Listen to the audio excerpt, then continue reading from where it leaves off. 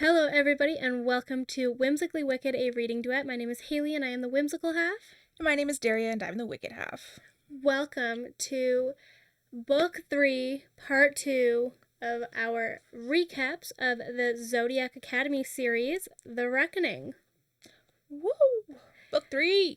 Book 3. We left off, Darius and Orion just discovered that Lionel and Stella are planning on sacrificing Xavier in some sort of lunar eclipse situation, but as of right now, we don't know what that is. Poor Xavier. Best character. Seriously, Xavier is incredible. He's such a sweet baby. He really is. Sweet baby Pegasus. And he's so cute. He's adorable. And we don't want anything to happen to Xavier because he's kind of the only character in this book with redeeming qualities so far. Yeah, that doesn't suck. Yeah. So let's not hurt Xavier. We need to save Xavier. Still needs therapy, though. Still needs therapy.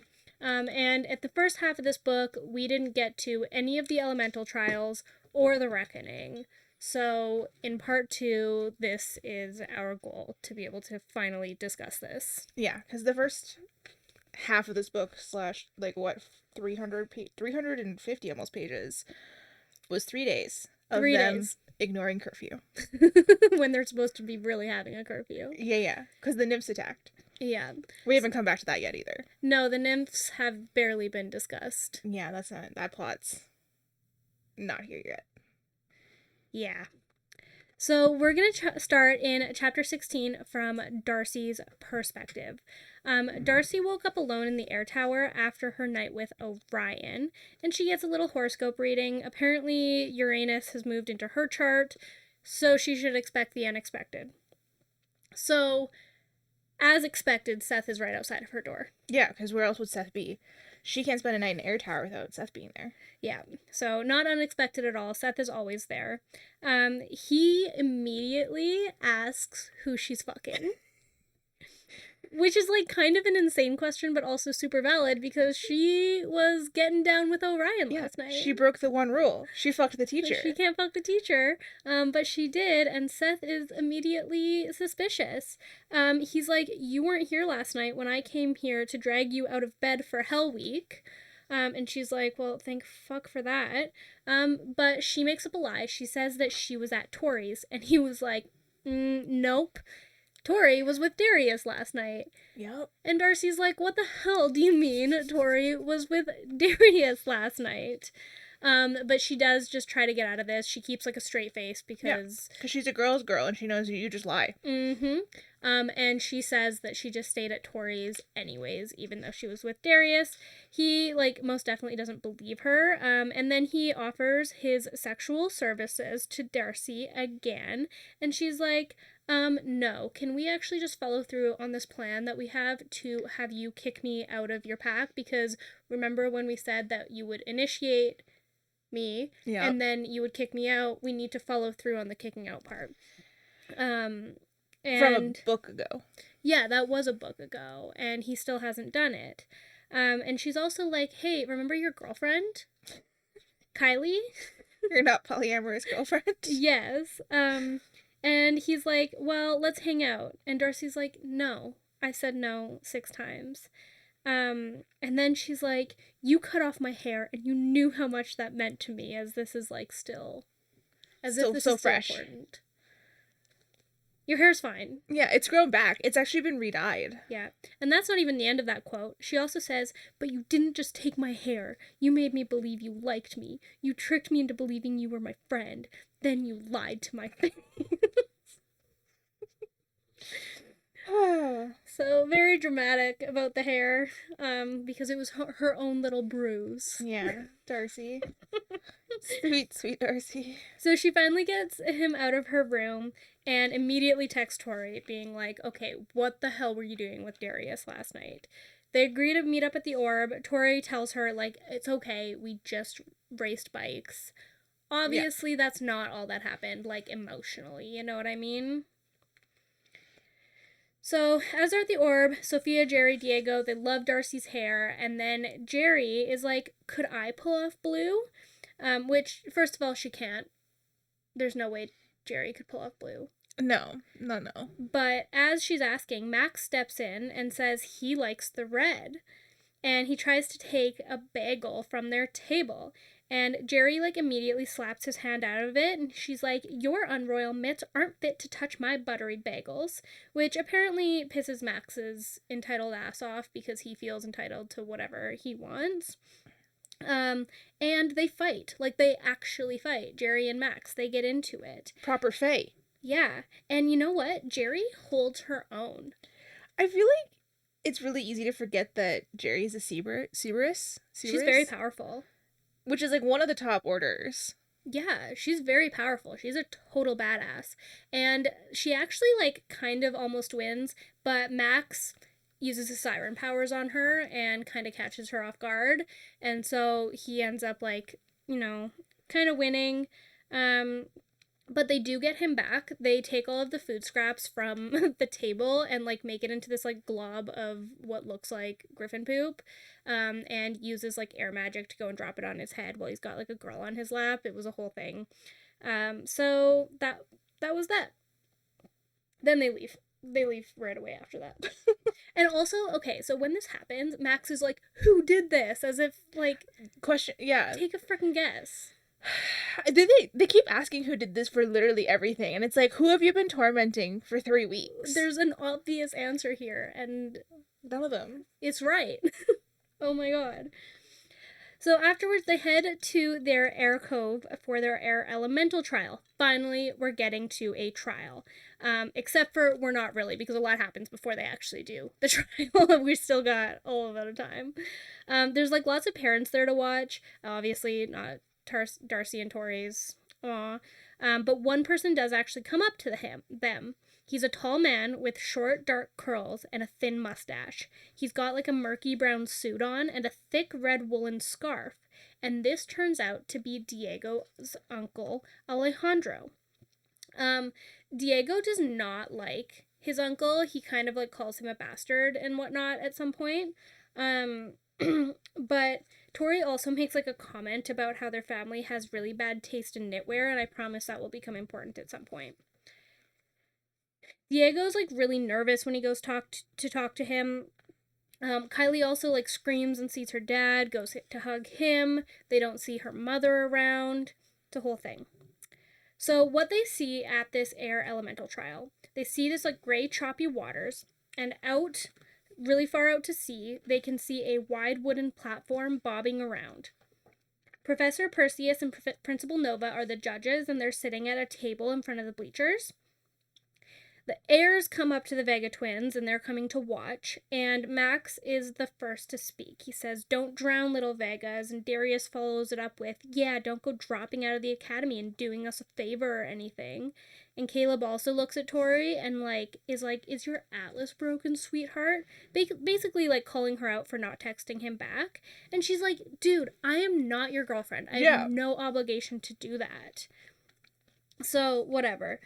Because, like, the night before, Darius had sent Caleb a text with a selfie of him giving her a kiss on the forehead. So, this, like, whole love triangle is getting a little bit intense. Caleb is about to bite her, but then Darius ends up holding her back, being oh yeah, you can't bite her right now. It's going to look like we're trying to sabotage. It's a whole thing, right? She needs that magic. Mm-hmm. For the really arduous trial she's about to go through. Yeah, exactly. It's supposed to be really hard and really intense. Yeah. Yeah. Kylie also calls up to Seth to go say hi to her dad. He fully pretends like he doesn't hear her and just walks away. Yeah. Diego also invites them to go meet with Alejandro. Apparently, Diego's abuela also knitted the scarf for him. And his uncle is basically like, yes, God rest her soul, but at least she isn't around today to be disappointed by her grandson. Like, talking about Diego. Poor Diego. I don't feel that bad for him right now. At this point, I don't feel that bad for him. I just know that there's something weird going on with him, and he's a little sus. He is super sus in these books. He does have a tendency to do weird things. Yeah. Like, because even if he's still fine, he's still acting like a 13-year-old emotional boy. Yeah. Even if he's not a bad guy. Which I don't know that I fully believe that he is. I don't know. And then Alejandro also, like, accuses, I guess, Diego of paying the Vega twins to be their friends. And Tory and Darcy are like, that's not an accomplishment. Like, if he was going to pay anybody, pay the heirs to do it. You know what I mean? Like, we're not. They're kind of losers. Yeah, literally. They keep getting compelled. Yeah.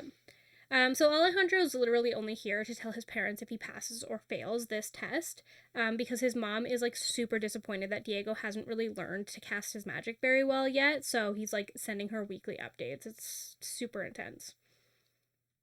Okay, we can make it to the air trial now. Woo! So Nova asks all the participants to make their way to the tents to change. Once they're changed, they just have to wait for their last judge, who is very late. Take a guess on who it is. Professor Orion starts to walk over, and Darcy just, like, reacts immediately. And Tory is like, hey, what's up? And Darcy's like, no, nothing. And she just continues to lie about it.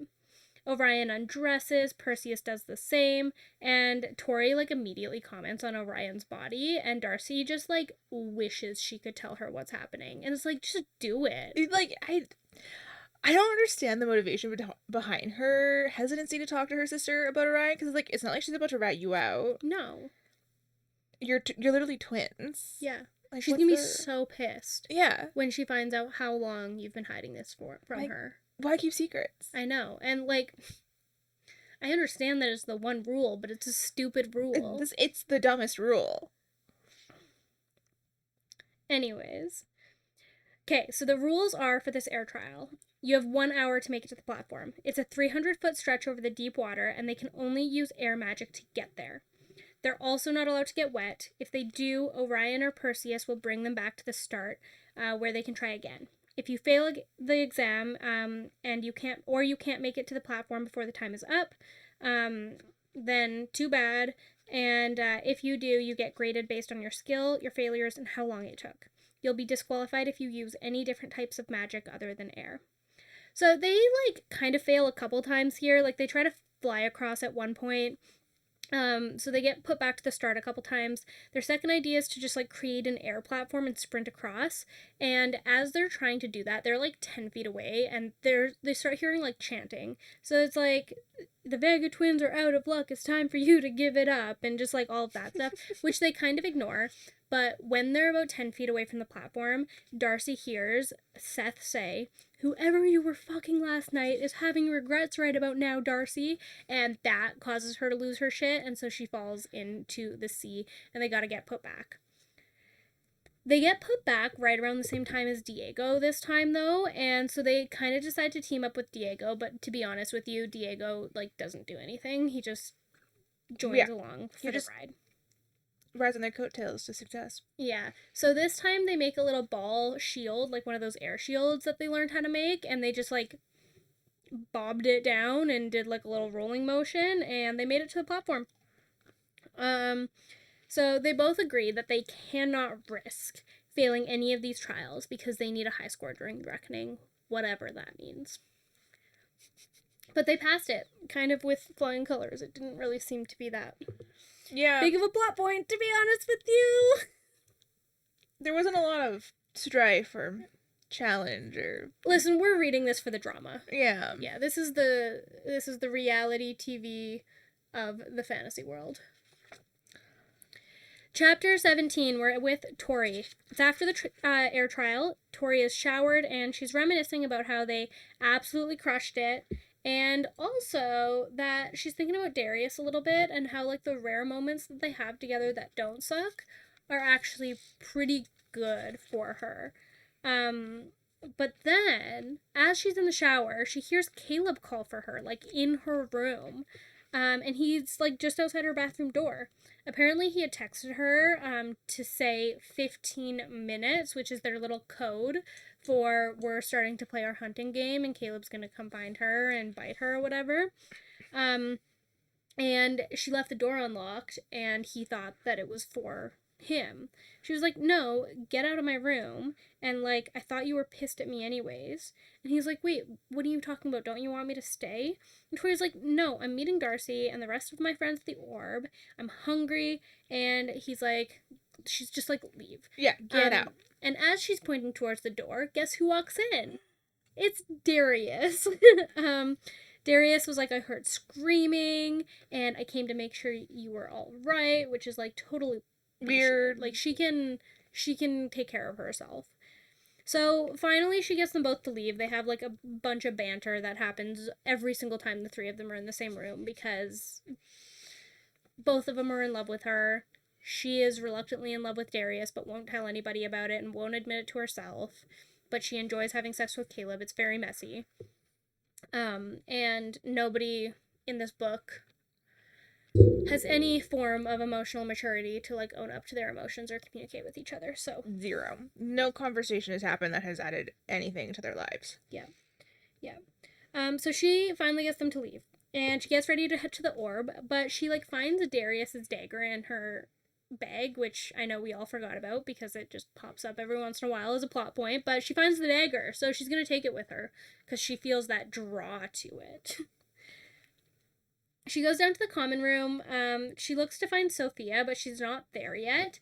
Milton is. And Milton is the person that she framed for stealing all of that stuff from Darius's room. Mm-hmm. And she kind of feels responsible here because, like, she did incorrectly frame him, and, like, Darius went hard. Like, this man is fully shunned from everybody. So she goes up to talk to him, and she's like, hey, listen, you can sit with us at the lunch table if you want. This feels like such middle school drama. But she says it, and he's like, wait, Darius is gonna kill you for talking to me. And she's like, Darius can do his worst, I can handle it. Like, what is Darius really gonna do? Well, that's the thing, like, you've kind of already done everything you can. Yeah, like, what, are you gonna shun them too? That sounds like a pretty good deal for them. Right. And, like, you can't kill him. They can't cover that up. No. So, like, he has no more options. He's already played his cards. That's it. So she invites Milton to hang out with them. And he ends up joining them. When Sophia comes down, she's in this, like, little black dress. And Tori's like, is that for Diego or is that for Tyler? And she's like, both. And Tori's like, fuck yeah, you do you, girl. Yeah. And then they go to the Orb, and Milton comes with them. So they walk into the Orb, and Darius immediately notices Milton. So, like, they're gonna have this conversation now. So Tori's like, hey, Jerry, like, get Milton. And Jerry's more than happy to, do any task for Tory or Darcy. So she's like, yeah, I can do this. So she takes Milton, and Tory goes to intercept Darius.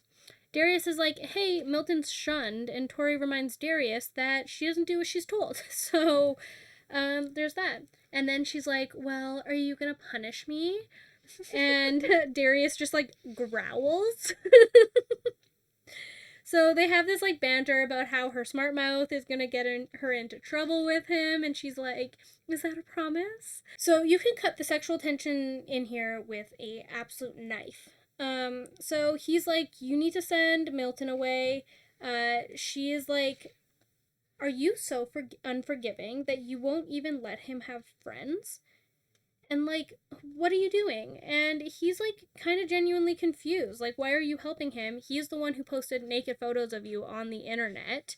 And she's like, well, you kind of made me naked in front of people. But also, at this point, probably not the worst thing about Tori that's on the internet. Yeah, that's so true. But she's like, hey, I don't enjoy hating people. Like, I want to forgive and move on, which actually I don't believe that about Tori. No, she enjoys hating people. Yeah, she loves that. I believe she would hold a grudge until the day she died. Yeah, that's not a true statement about Tori, but she is, for the sake of winning this argument, she's doing it. So, whatever. And Darius is like, wait, do you actually mean that you want to, like, forgive people and move on? And she's like, yeah, it's not like he burned my clothes off or did anything else to hurt me. So basically, she's like, you did those things. I'm not forgiving you. And yeah, so he's like, well, do you really hate me? And she was like, why do you care if I care or not? They're kind of just like going back and forth. And Orion steps in. So Orion clears his throat behind them, and is like, hey, are you forgetting something, Mr. Acrux? Because it's his detention night. And what we know about their detention is that they are going to go practice dark magic after curfew. And that's their like cover up to go do it. They're gonna do sketchy shit in the Wailing Wood together. Yeah, so Darius is like, we aren't done, Roxy. And she's like, I know, you still owe me a bike. And he walks away. She kind of wishes it escalated. She wants to fight with him, which is like why I'm saying, like, she likes hating people. She likes a fight. Whatever. So Tory finally goes and sits down, but she does notice like some pretty girl sitting on Caleb's lap and immediately knows he's trying to make her jealous. So he's like staring at her. She's not jealous at all because she doesn't care about Caleb. So when she sits down and like shows Caleb that she doesn't care, he immediately gets up and comes to her and just like sloughs this other girl off. And Caleb's like, I don't know what to do. All of my mind games aren't working on you. And it's like, what are you doing, dude? Caleb is just simping too hard. He's simping so hard. Like, it's not even subtle simping. Like, he's desperate. He literally came up to her and was like, hey, I'm trying to play mind games with you. Why aren't you playing? Yeah, why aren't you giving in to me? Yeah. And he's like, and what's worse, you're going on secret dates with my friends. And now all of Tori's friends are like, what do you mean secret dates with Darius? And he shows all of her friends the picture her and Darius took of her being all happy and stuff. And Tori's like, oh my god, I look so happy. That's so weird. And this doesn't really have the reaction she expected. Jerry like couldn't believe that she went out with the sexy Dragonair, and Sophia was like, oh my god, it's Darius. And Tori's like, hey, listen guys, I have eyes. Like he's fine. he's fine. Yeah. And then Jerry is like, yeah, but he's not the most attractive. That award goes to Max Frigel.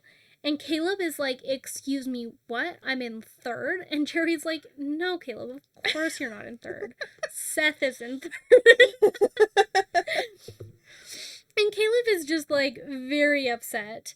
And then he's like, do you explain, like, Caleb to Tory is like, do you care to explain your date with Darius? And she's like, what do you mean explain my date with Darius? I have no obligation to do that to you. And then he's like, well, stay with me tonight. And she's like, no. And then he's like, fine, watch out for Hell Week pranks. And then he leaves. And then that's like their cue because they're like, okay, Hell Week pranks, we gotta get out of here. It's happening. Yep. And as they're running out, they just hear Max Frigel gathering the freshmen. And Seth is like, where are the Vegas at? So they book it to the beach.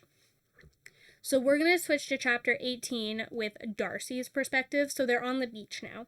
And they agree to, like, keep moving, and Darcy's kind of like, we should cover up her tracks, but, like, as she's talking, she notices that Tory is not next to her. And she looks over, and Tory is, like, off down the beach, heading somewhere with, like, total vigor. She's, like, near the cliffs at this point. So Darcy's like, Tory, what are you doing? And Tory doesn't respond. So she goes to catch up with her, and Darcy notices Darius's dagger in her hands. Tory says that it's guiding her, and she thinks it wants to show her something. So, obviously not a good idea. She's saying stuff like, I think it's gonna let us see it. And she's moving towards the cliff wall, tracing her hand around it, and she finally stops and says, here. Darcy, like, can't really do anything to stop her. She's kind of in a gaze. So she lifts the knife and starts to carve out in lines with the rock, and it's guiding her hand. The wall that she was carving completely disappears, and they look straight into a cave. It's got a domed roof. It's got stalactites hanging from the ceiling. But most shocking of all, Darius and Orion are standing in the middle. They don't seem to notice them. So now we're spying on Darius and Orion doing their little dark magic session. As we should. So Orion is basically like just telling Darius he needs to relax. He's saying things like, you want him gone, don't you? And trying to motivate him to do it. And we're assuming he's talking about Lionel. Yeah. Right? So Orion is like, you need to focus on harnessing this phase strength. And they have like a bone in their hand. And Darius asks Orion to show him again. So Orion basically shows us what they're doing. So he speaks some Latin words, and the air immediately chilled and the shadows thickened in the cage. Orion raised a bone in front of him, and the bone glowed. Then flames burst on it. So there's like, the bone was on fire, the flames are like coming up his arms now, and it hurt Orion, but he didn't let go. And he closes his hand around the flames, snuffs it out. Heat starts to emanate from Orion, which doesn't make sense because Orion does not wield fire. He does not have the fire element, and he uses it.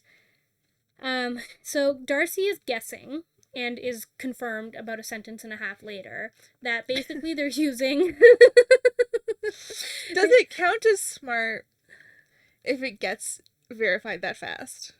No, I don't think it's considered foreshadowing by any means. Right? Like, we probably could have cut 100 pages off this book with shit like this. Like, they could have just had the guys explain it. You don't even need Darcy to speculate. Because Darcy's like, I bet they're using that bone as, like, the bone is a dead phase who had the fire magic. And then Orion literally says, this is a bone of a dead fae who wielded fire magic. Like, it's... Like, I just have Orion talk Darius through it. It's fine. Genuinely. So then Darius does the same thing. He's able to create a huge blast of fire in the shape of a cobra. They celebrate him accomplishing it. They're like, we're almost done. Orion gets a box labeled Solarian Pitball League, and inside it is 4 bones and an identical dagger to the one Tory has. Now, Orion asks Darius if he was ever able to find the one he gave him, which basically tells us that Darius received that dagger from Orion to do dark magic, and so Darcy and Tory are able to confirm that. Now, they also talk a little bit about, like, the validity of Milton actually being the one to steal it, because they're kind of starting to think about it, and they're like, it doesn't really make sense that Milton has stolen this and, like, hasn't killed himself yet. Yeah. And, like, Milton was really, like, he was like, no, it was a gift, and Darius is like, could that be true? Like, we're not really sure if it was him, and... once again, in about 3 pages, they're gonna find out that it wasn't, so it's just, like, freaking silly. So, right after this, both of them cut their palms, and they curl their hands into fists with the dagger. And, as they're doing this, they both let out, like, breaths of pleasure, as if they're enjoying the situation. And Darcy is, like, super confused to what's going on. It's obviously super dark. But then she hears the same breath from Tory, who just did the exact same thing, but she didn't stop. So she cut up her palms, and now she's, like, cutting other places on her body, and this causes Darcy to start screaming, obviously alerting the situation. But because Orion and Darius, we're actually going to chapter 19, and we're going to be in Orion's perspective. And they basically disappear after they do the dagger thing and go into a past memory and are traceable to Lionel. So he doesn't know what's happening to Tory right now. Yeah, he's off in, like, a weird mindscape doing weird memory shit. Yeah. So all we know about the dark magic from Orion is that there's a high associated with it, and when they're using it, there's this wall of shadows that wants you to go with it. It uses songs of promises and bliss and, like, whispers, but if you fell for it, you would never come back.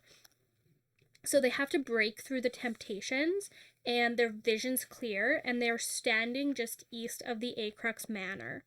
Orion kind of briefly feels like there's another presence there, but he doesn't worry too much about it, because he's focused on their task.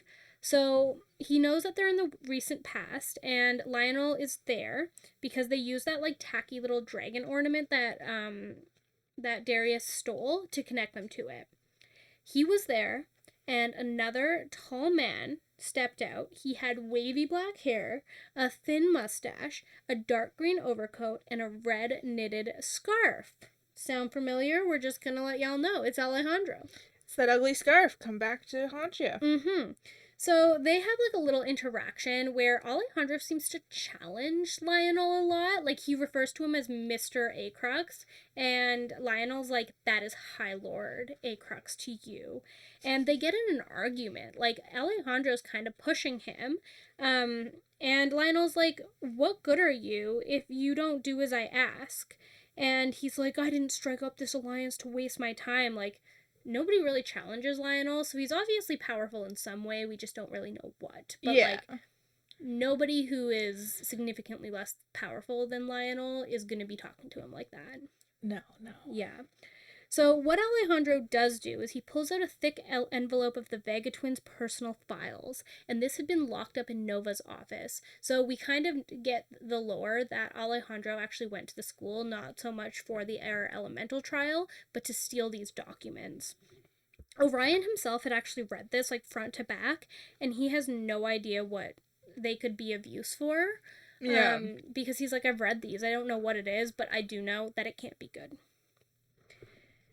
Now, as soon as that happens, he looks at Darius, and beyond Darius, he sees Tory. And so he starts screaming. And the memory swirls, and Orion wakes up with Darcy on top of him, just slapping the ever-loving shit out of him. So, after she stops, he sees the dagger and Tory on the ground. Darius wakes up immediately and dives forward to Tory. Darius is, like, totally flustered right now. We're just assuming that they're mates. Or mates, or Elysian mates, or whatever. Oh, like, okay, yeah. Darius can't let Tory die, so Darius is not perceptive enough to know that there's a dagger and all of that stuff happening. He's just concerned about Tory. Pure panic. Yes, exactly. So he's, like, begging her not to die.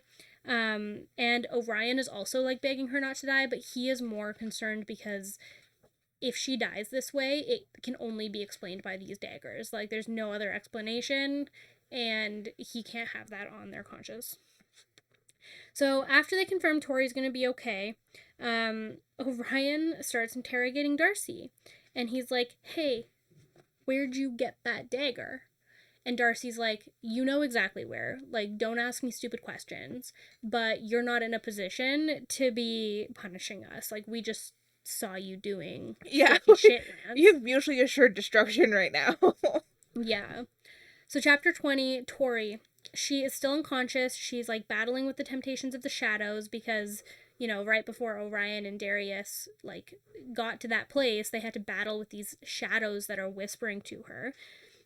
She feels like flames at her back, burning bright and fierce in the shape of a huge golden dragon. So when she reaches for them, it kind of brings her back away from the shadows, and then she realizes she's in Darius's arms. He's panicking, and she does catch some of the tail ends of the words that he's speaking. He's like, would fucking break me, so don't you dare give in to them. I'll follow you into the shadows if I have to and drag you away from them kicking and screaming, because they can't have you. They fucking can't. Yet they're still convinced that they hate each other. Yeah, they're not in love. Ridiculous. So all the memories come back to her, and the first thing she asks is why Diego's uncle is with Lionel. So Orion and Darius didn't know this was Diego's uncle, so that's good information for them. They also have a huge confrontation about the dagger. Darius immediately asks her where she got it, and she, like, goes to leave, but he grabs her wrist and is like, where did you get that? Now Darcy is screaming at Darius to let Tory go. They get into this huge argument. Tory is trying to figure out, like, why the heck Darius even owns something like that. Darius is trying to confirm what he very clearly already knows about how Tory got the dagger. They start fighting with magic, and, like, it goes back and forth for, I don't know, maybe 20 seconds, but Darius ends up on top of Tory. Tory admits it, and she's like, dude, you did all this shit to me, so yeah, I burned all the gold in your room, and you know what? I frickin' laughed as I did it. Just pour some salt on that wound. Yeah, and that's just a really questionable thing to do to Darius, because Darius has some severe anger issues. Yes. And from here on out, he's going to throw a lot of tantrums. So if you're playing any sort of drinking game, every time Darius has a tantrum, that's what you should be doing at this point. Also, every time Seth whimpers or nuzzles. Yeah. Or Caleb is a simp. Yeah. So we don't have one for Max yet because Max is mysterious Max is and aloof. actually kind of level-headed, to be honest with you. So Darius throws a tantrum, and Darcy throws an air attack, so that like gets at least Darius off of Tory. Orion like tries to speak some reason into the scenario and is like, dude, the girls can't tell anything about us without them implicating themselves about Darius's room. So this is actually kind of a good situation for everybody. Like they can't do anything here. And also like I'm like Orion's kind of surprised that the rest of the heirs haven't found themselves in trouble because you guys were shitty to them. So maybe stop. Obviously, they don't know yet that the heirs did get in some sort of trouble, but Orion is saying, like, hey, they were kind of justified in what they did. Yeah, like, you tried to murder Tory. Yeah. Tory burned your room to the ground. That's not even a fair exchange. No, not at all. And, like, isn't this how Fae fight? Dude, relax. Yeah, you ask them to be Fae, they're being Fae. Yeah. Now, did this work at all for Darius? Absolutely not. So Orion continues. He's like, let's just let everyone keep thinking it's Milton. And then Darius realizes that they set Milton up. And once again, Darius can't do anything about that because he can't unshun him without an alternative for who destroyed the room. Can't implicate the girls because then the girls will have no reason to stay quiet about the dark magic. Like, they're in a situation, there's nothing he can do. So he gets mad and he turns into his dragon form. And Orion actually hopped on his back and they fly away. Which, this thing too, last book, they were very adamant that people don't ride them. Yeah, Darius was like, I'm not a pack animal. Mm-hmm. But Orion rides him apparently all the time. Okay. It's because they're lover boys, but not lover boys. No, not lover boys. Okay, chapter 21, we're going to Darius. So he's having a tantrum. He's in his dragon form. He's just like literally blowing flames around the sky for like an hour. And that is when his rage becomes somewhat manageable.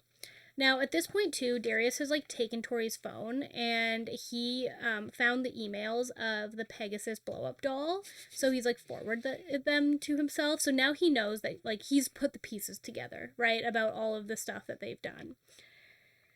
So him and Orion end up landing on a little island to talk about how Tory managed to get in his room. So Orion starts to like play some devil's advocate and speak some logic to Darius, which is like obviously a risky thing to do, but if anyone can do it, it is definitely Orion. Yeah. So he reminds Darius that the Vegas never actually showed up to the assembly after the like evening of the nymphs, and Darcy broke into Orion's office because he found her to steal Stardust. So they went home. So Orion is guessing, and correctly guessing, that Tory went to Darius's room to get gold. He also tells Darius more about how the girls were living in the mortal world, right? They had a tiny room, the broken window. Tory was literally stealing motorbikes for money. A beat-up couch was their bed. Like, they were really struggling at that time. And also says that Darius might be taking this a wee bit personally. And, like, Darius literally almost has a full-on meltdown just by that comment. But, like, Darius does have some inkling of self-awareness to be like, well, yeah, that does sound like a shitty way to live. Yeah. Not that he can empathize with it because he's a rich, rich boy. Yeah. He's like, I can't imagine not having, to be worried about money. And so he kind of acknowledges that that is a different experience than his own, which is almost empathy. So close. So he's still cranky, but once again, internally he is like imagining it, trying to imagine it. He's struggling to comprehend though. And he's also like, what, am I supposed to just do nothing? And Orion's like, you didn't do nothing. She knows you're angry. You literally almost just like choked her out.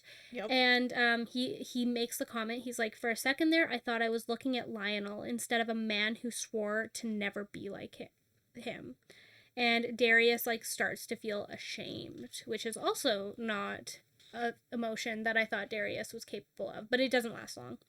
Darius does start to get like frustrated about Tory and just Tory's existence because he's not emotionally mature enough to just admit that he loves her yet, and so he's just frustrated that she's alive, and he's like, fuck this girl, she's always around and I hate her, and but she's also so cool and awesome and I love her and I don't understand all of these feelings. She does all the things I like. Yeah. So eventually Darius does get to a place where he realizes that beating people when they're down maybe isn't such a good thing, and that he's always thinking about Tory, and he decides that she hates him and he hates her, and it's simple, and we all believe him. Yeah.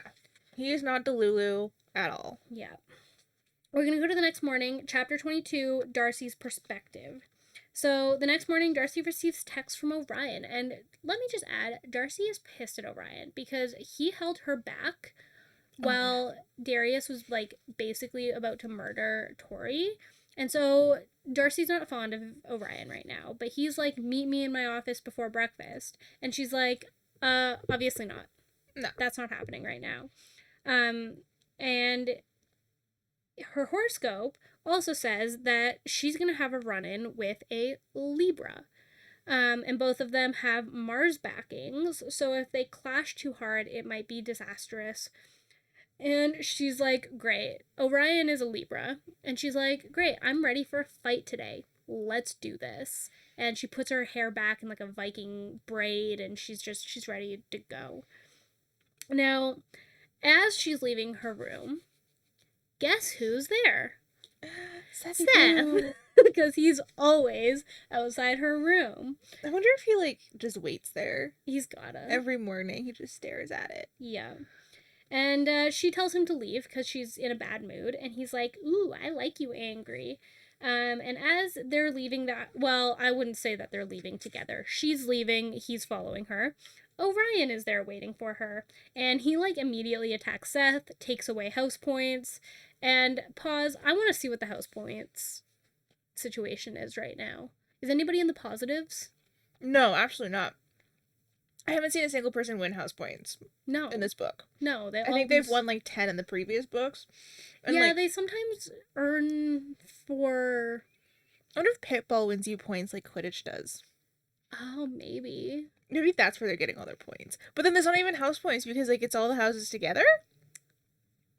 Yeah. It's not like Quidditch where it's like or like within the school? Yeah, because they play other schools. So, like... Where are you getting your house points from? The point system has to be in the negatives for sure. Like, whoever gets minus, 2,000 house points wins the cup?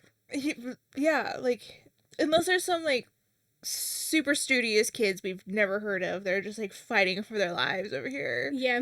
Earning house points while these 6 assholes lose all of them. Imagine being those kids every day. They would just be, like, so stressed out. You just know the heirs of the houses that lose are gonna beat the shit out of them. Yeah, if we ever make it to the end of a year, then maybe we'll find out who wins. I don't know. We're like 3 weeks in. So Orion immediately drags Darcy to his office in Jupiter Hall, and they fight. She's like, you had no right to stop me from getting to my sister. And he did, because he's, like, a teacher. And she was like, because that's his argument. He's like, well, I'm a teacher, so I had every right. And it's a stupid argument, A. They were doing dark magic. Like, you can't, whatever. But she just says, well, you didn't act like a teacher last night. Such a good call, though. Yep, great call. And then she's also like, but how would you feel if someone just hurt your sister right in front of you? Which obviously makes Orion react because somebody did do that during, like, the lunar eclipse last time. We don't really know any of the details, but we know that she was used. And so when he reacts to that, like, he doesn't say anything, but he just reacts. She kind of is like, oh, wait, did that actually happen to you? So instead of talking about it, he goes and grabs a bottle of alcohol. And she starts crying because of how sad she thinks it is that he needs that to rely on. He relies on alcohol so much to, like, handle things. And I don't know if that's a good way to handle finding out that your boyfriend is an alcoholic, but... Will Orion get the shakes at some point? Is the question. So she decides that he is not going to be an alcoholic. She goes and takes the bottle from him. It ends up smashing all over the floor. And they just start making out. So that is the solution. Yeah. To the alcoholism. He also takes magic from her in the form of blood sucking. And Darcy's like, yo, I'm still mad at you. And basically all he says to that is, well, you'll get over it, but I do need you to do something for me. So, okay. Basically, he needs her to get close with Diego and talk to him about his uncle because Orion thinks he's involved with Lionel. And she was like, hey, can you, like, tell me a little bit more about this? Because, if I'm going to do this for you, you need to be honest with me. And he basically is like, I don't really know much about what's going on, but Lionel's up to something, and it's going to happen at the lunar eclipse, and I don't know what. And she actually thinks back to Astrom's card, like the falling star that existed in the last couple of books every once in a while. That whole plot point you definitely forgot was a thing that was happening. That. The card on the back said, don't underestimate the beast who shadows you. He is the ultimate power ruling over your lives and the lives of many others. I don't know why this makes her think of this. Yeah, because, like, it doesn't reference Lionel or the lunar eclipse. And, like, we know Lionel's an asshole right now. Yeah. Calling him the beast that shadows you seems like a reach. To be like, that's Lionel. I would think... It seems like a stretch to foreshadow with that. Yeah, I would think it's one of the heirs or, like, a professor or something that you just, like, don't know about who's a little bit closer. Darcy doesn't know enough about Lionel to, like, be like, oh, he's the beast that shadows over me. They've met him once. Yeah. Maybe twice? Twice, because he was at the Pitbull game. Yeah, and at his house. So anyways, she leaves the office. Seth is there immediately again, and he calls her his Omega. They run into his pack. There's, like, this altercation. They realize he's still betraying them, and Seth is like, don't talk to me like that, but they do threaten to, like, have challenges for the alpha if Seth doesn't get his shit together. And Darcy's like, yeah, let's do that. Kick me out of your pack. That solves these problems. And Seth is like, what if I don't want to let you go? And it's just this whole situation. Seth is, like, maybe gaining feelings, but we don't really know if they're honest or not. No idea. Can Seth have feelings that don't involve just sex? Hard to say. Or nuzzling? Chapter 23, we're with Tory. So Tory is now going for a run. It's like 20 minutes before the water trial, and she had, like, nightmares all last night about the shadows, because she, like, was using that dagger, and she's trying to forget by running. Now, as she's running, she runs straight into Darius's chest. She gets mad, she shoves him, and then he, like, just shoves her into the mud, like, kind of just, like, manhandles her and is like, oomph. And so Caleb comes around and he's like, bro, that was, like, kind of weak and pathetic that you just did that. Like, anybody can just shove someone. That kind of sucked. And then they get into this weird, like, love triangle. Caleb and Darius bicker. Tori's like, okay, I'm getting out of here. So she leaves. And then Caleb once again simps over her and is like, hey, come to House Terra tonight and stay with me. Drink. So she makes it to the water trial, and Washer, very proud of him, is actually covered up for once. Woo! Yay, he's in this, like, big robe. And so he explains the rules. So there's these 3 colored keys hidden in 3 different forms of water. There's an ice, there's a waterfall, and there's the depths of the lake. They have to get them all out using only water elemental magic, and psych, he actually removes his robe and he's in a tiny red Speedo, so not being appropriate. You thought you were gonna not see Washer's dick this episode. But you were. Wah, wah, wah. This goes, like, stupidly smooth. Like, they literally just get all 3 keys with absolutely no problems. It only lasts for, like, a page and a half. It's nothing. They have no problems. Like, I thought this was supposed to be hard. They have no training. These trials have presented 0 obstacles yet. They've had, like, what, 3 weeks of classes? Maybe 4? I think it's at most we're at a month. At most. And, like, they kind of suck at using Yeah, they also aren't good at this. But these trials, like, no one's been weeded out yet either. Yeah, and Tory also, like, Tory hasn't obviously gotten over her water, like, because Max gave her that tip of how to make the water bubble. They use that in this one. Mm-hmm. But it's like she's had a day and a half to practice it. You're telling me that she had, like, just a couple of hiccups? Okay. Little bubblehead charm action. Yeah. Yeah, lots of Harry Potter going on. I'm just gonna keep making references all the way through. Yeah. It's fine. So Jerry throws them a celebration for their second trial, and she goes back to House Ignis to go to bed, but she only gets a few hours of sleep before she starts having nightmares about the shadows again. So these shadows are starting to creep in, and we're getting we're getting an idea of what the bigger plot is happening here.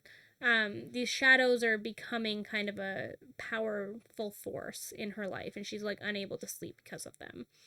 So she decides to go downstairs to the common room at like 11:30 p.m. to see if anyone else was there, but instead of it being like some like Sophia or something, Darius, Acrox, and his entire fan club is there.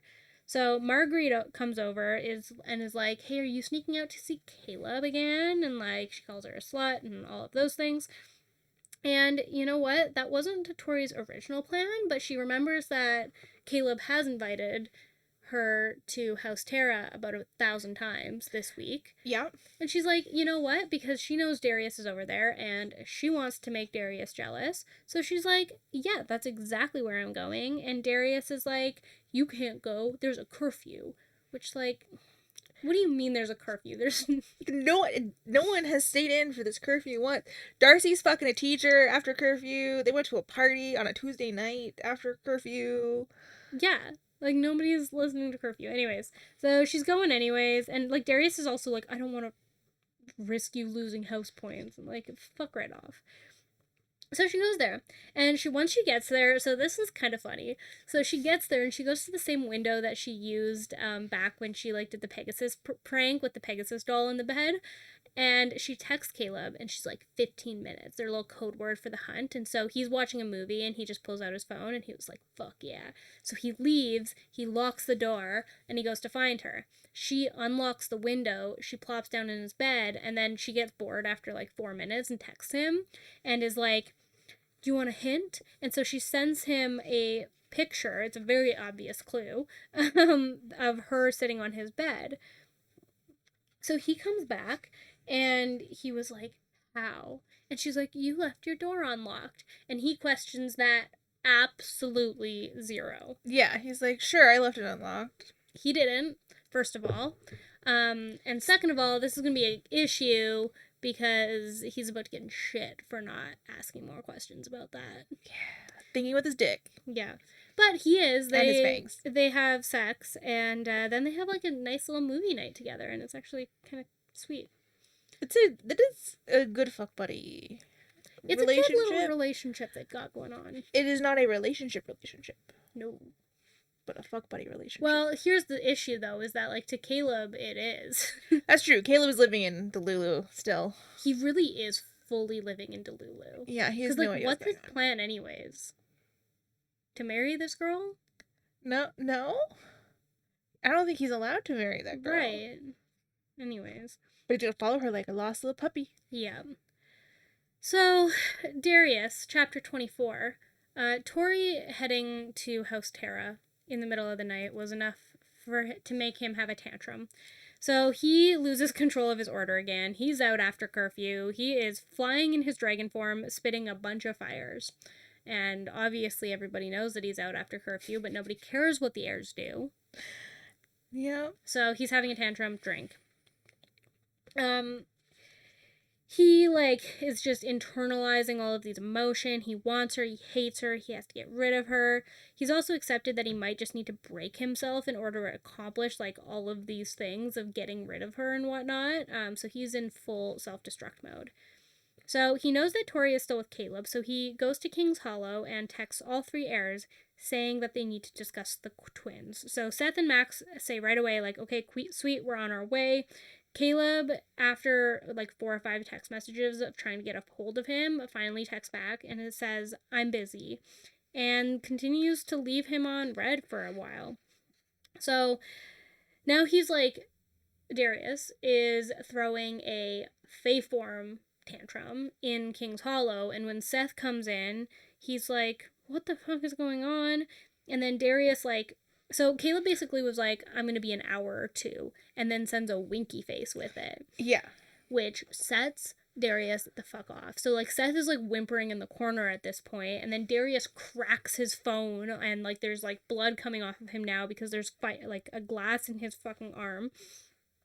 And so Max comes in and is like, what is going on? And Seth is just like, Caleb sent Darius an emoji. And he melts down. Yeah, so Darius starts to lose his shit again. Max is finally able to get close enough to touch him to calm him down. And, like, it seems to be difficult to get Darius to calm down. So Max calls Caleb to be like, okay, you gotta get here. And Caleb is like, ugh, fine. So he finally gets there. Darius is still struggling to keep his rage in control. And Caleb, like, walks in with this, like, bite on his shoulder, which is clearly from Tory. Hell yeah. And he's like, why wouldn't you heal that? And, like, man, his anxiety is not doing well. So Darius shows the heirs all of the email confirmations of the orders of the Pegasus, and they realize that Max is the one to do, like, they were the ones to get Max, like, all covered in the griffin poop because they were in the detention with them, and they knew about his sensitive skin. Yeah. So he freaks out. So they're all pissed off, and, like, Seth is like, there's no way she could have given me fleas. But they're all pissed off. So they decide to wait to see if they survive the reckoning, which, looking back on this now, is hilarious, but they think that they're not going to survive the reckoning. Yeah, we'll get there in this episode. So they can torture them during Hell Week to make them tired, and if not, I quote, they won't know what hit them. Okay. Chapter 25, we've got Darcy. So Tory is sleeping at House Air with Darcy. She came over after Caleb had to go. Chapter 25, we're with Darcy. So Tory's actually sleeping at Darcy's house, and she came over after Caleb had to go, but Darcy is worried about Tory's relationships right now. Like, obviously she's sleeping with Caleb, and, like, there's also this weird thing going on with Darius, so Darcy's worried. But she does acknowledge that Tory is a lot better at separating sex and feelings than Darcy is. Darcy's definitely incapable of that. Yeah. So as she's thinking about this, the temperature in the room starts to drop really quickly, and it literally starts thunderstorming in their rooms. So they're like, oh, it's Hell Week. And the heirs are obviously just, like, coming to fulfill their promise of making their lives hell this week. So Max voices rings out and says that they have 2 minutes to get out and grab shoes. So they start by dumping them, all of the people in, all the freshmen, they dump them in ice water and they take them out to the Wailing Woods. The 4 heirs say that, oh, you know what, it wasn't ice water, it was actually facine, which is, like, just highly flammable. And that they're all going to get chased by a big golden dragon boy, Darius, while they try to run through these, like, 9 circles called the 9 circles of hell. And, okay, I don't really know, the description in here is kind of weird. Like, apparently they just put, like, colorful magic circles that they have to run through. And if they don't, wow. I don't know, like, what, you get burnt to death? Like, I don't really know what happens through these circles, but, like, this is the challenge. So the girls do it. They're the only ones to do it. And then Seth reveals also that they were never actually, like, covered in facine. It was just to scare them. I don't know. It was a weird prank. But they get surrounded by the heirs after they complete it. So Max does actually uphold his promise not to coerce them, but they do get shoved around a bit. And they're, like, sent to their knees where they try to record them begging to let them go back to bed and declare the heirs as their kings. And also how sorry they are for ever showing their faces in Solaria. So all of them try to, like, do their coercion except for Max because Max promised Tory he wouldn't. But they all try to coerce him into saying it, but the girls actually fight it off. Finally. Mm-hmm. And then they use their earth magic to knock them off balance and make a break to the orb, where the ass greets them with a round of applause, being like they're the only freshmen to accomplish the 9 circles of hell. I don't know what that means. Whatever. The heirs come in as this is happening. Darius is a mad dragon boy. Good job, Darcy and Tory. I don't know what to say. Okay, little housekeeping before we go to the fire trial. So Darcy has managed to avoid Orion since their fight, and she plans on continuing to do this until after the reckoning because she's mad at him. But she's also coming to the realization that she actually really cares for him a lot, which is an insane realization to make this late in the game. 2.5 books after we all realized it, but whatever. Good for her. Okay, so they arrive at the fire trial, and there's a projector screen that has like clips switching between Seth cutting Darcy's hair off and Tory being plunged into the water. Are the teachers doing anything about this? Of course not. Absolutely not. So Professor Pyro asks them to put their protective suits on, and Tory and Darcy actually take Darius's advice to be a fae and say no. So they do. And she tells that, like, Pyro, the professor, tells them that the school will not be held liable if they burn themselves. Like, what is the school being... What is the lawyer's job in this world? Defamation suits, maybe? The worst kind of lawsuit? Like, I don't... Yeah, because, like, people have died on campus. Maybe it's prosecuting teachers for sleeping with their students. Yeah, that's the only crime. At a friggin' university. Okay. Anyways, Seth is glaring at them really hard, and the girls are like, oh, he's like extra pissy today. What got into, him? And, we know that he found out about the fleas. The fleas. So, Professor Pyro explains the task. So, they're going to be required to walk across a narrow bridge from one side of the arena to the other. It's basically a parapet. And they have to, like, cast a little fire 10 inches in diameter. It's like an object or whatever. And they have to make it across the bridge. So, they'll be graded on complexity, clarity, and the length of time that they're able to keep the magic in form. If they lose the magic, they can just recast it and continue. There's also, like, lava going on underneath, like, the parapet. So Tory makes a motorbike, Darcy makes a little flower, and as the heat comes up around them, really, like, the thing that's the most important here is that as the heat is coming up and there's fire happening with their, like, there's stuff is catching on fire and stuff, it doesn't actually hurt them. Yeah. Yeah. Note that down. Yeah. Darcy also, like, even falls off the bridge at some point, which is, like, the most diversity we've actually seen, or adversity. Stupid comment. Adversity. Most adversity we've seen them, like, face in these these trials. Yeah, like, this is so far the biggest challenge in their best element. Yeah. So she falls off the bridge, but she manages to grab onto the side. Tory helps her out. There's, like, also some fire bolts coming around, and eventually they just, like, make a break for it. Now, as the fire is coming up, they don't get hurt, so both of them are, like, really confused by this. So the end of it, there's this door made of fire that they obviously have to get through, which is, like, by manipulating the fire or whatever. But Tory and Darcy are just like, and they just walk through it, and they don't get burned. Other than their clothes getting a little bit singed, they're totally fine. So after this, the heirs are just staring at them. We know that they're immune to fire, which is, like, kind of bad for Darius, considering he's a big dragon boy. Yeah, and he's just wants to toast them. Yeah, and also, like, who's immune to fire? Like, we currently expect that they're going to be dragons. Must be massive and powerful dragons if they can be just fully immune.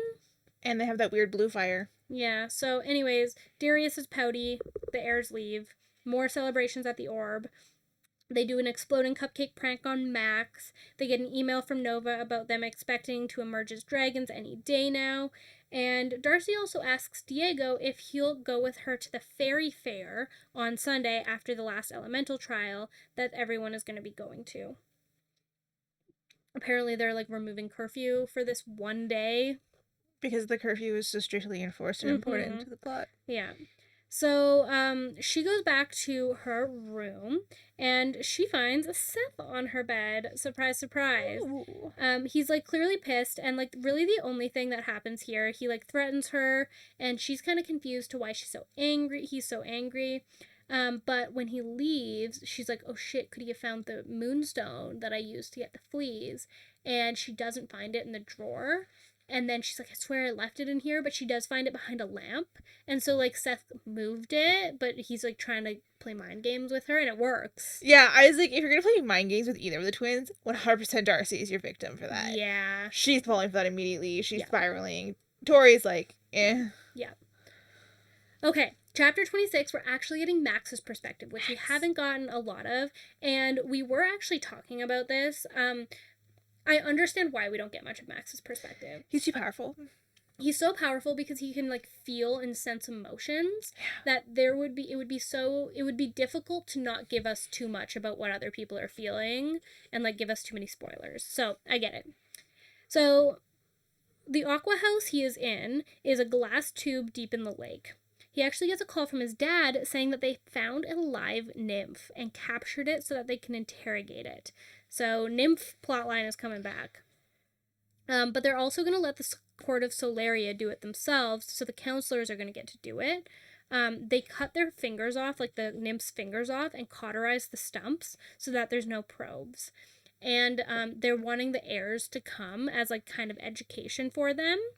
And what I'll also say about Max's dad is that he kind of, like, ribs on the other the other counselors a little bit. Like, they think that they're better than everybody else, and they kind of are. Like, it seems to be in a very true way. Yeah, the sirens seem to be really overpowered. Yeah. So, as they get off the phone, he sends a message to the other heirs and gets ready in a suit to look good for the occasion because there's going to be press there and whatnot. Darius actually walks in talking to his mother, and Caleb also walks in a suit, but Darius is talking to his mom about Xavier, who is in danger of some sort. They found that out when they were like, right at the end of part 1 of this series, we found that out. So they're going to spend a night in the mortal realm on the lunar eclipse so that he is untouchable, basically, by Lionel. And as Darius gets off the phone, he totally lies to the heirs about what's going on. He's like, oh, Xavier's just going through a rough time, don't worry about it. But Max knows that he's lying. Caleb also makes a comment about how he has to stop seeing Tory because he's, like, so angry and he might rip her apart. And Darius seems to, like, hate this and like this at the same time. Like, don't hurt her, but also stop seeing her. Yeah. Mm-hmm. So Seth is also, like, touching, when Seth shows up, he starts just, like, touching Darius a lot. Like, the lunar eclipse is definitely coming up, and the Fae get super horny during the lunar eclipse, I guess. Okay. What a good time. Yeah. Max is also, like, really confused as to why Caleb is so mad about the Pegasus situation. Like, Caleb's so mad that he can't see her anymore, and Max is like, Pegasus kind of rock. Like, out of all of the pranks they did, Caleb's was the least bad. Because, like, poor Max had a rash. That sounds really horrible. I'll give him that. Seth had fleas. Also sounds really terrible because you're itchy and probably have a rash. And then you're Darius, who doesn't have his gold, and they stole his weird talking knife. Yeah. So Darius also mentions that Lance has to come to the interrogation because if he doesn't, his father will be disappointed. And Max and the guys apparently know a little bit about how Lionel treats Darius, but he's always, like, kind of sloughed it off when they've confronted him about it. And Seth is, like, still trying to nuzzle and being close with Darius, and Darius is like, I am not a hugger. And then Max is like, okay, you can come sleep with me tonight in Aqua, you can be the little spoon, it's fine, and Seth is very excited about that. But then Lance comes in, and Darius and him hug, which we know is because of the bond, but it's still, like, hard on Seth. Poor Seth. Who just got told that he wasn't a hugger. Cuddles. And all Seth wants is puppy cuddles. Yeah. So it's just, like, a bunch of grown men having a really hard time with their masculinity and their bonds with each other. Except for Max. Max is very emotionally mature, which is why we can't have his perspective very often. we wouldn't have a book if Max was in charge here. No, we wouldn't. Yeah. So they have their introductions with the family. They're super weird and awkward, especially with Lionel and Lance and Darius. Max, Seth, and Caleb, super pumped to see their parents. And Max only, like, hinted some disappointment from Lionel, like, from his emotions. So he thinks that Darius is going to be okay. And Max also seems to feel, like, really protective over the boys' emotional well-being, which I think is sweet because they really need some protection over their emotional well-being. Like, oh my god, they would blow up if Max wasn't there to help them with their, like, keep their emotions in check. Step in and calm them down or figure out what needs to calm them down. Yeah. But what we do get here, which is really cool, is Max is, like, reading Lionel's emotions. And he seems to be really in control most of the time, but he's definitely one of the paths. Like, sociopath, psychopath, like, all of them maybe. Max and his dad have talked about Lionel and, like, how much of a problem that is, but there's just, like, no point in trying to do anything because there really was nothing to be done. Like, you can't challenge one of the counselors without challenging the whole Celestial Council. Yeah, if they start turning on each other, that's going to destabilize things. Right, because the whole reason that they're in charge is because you had to have, like, the 4 elements that was different than Tory and Darcy, and this would just throw it all into chaos, so they can't do anything about it.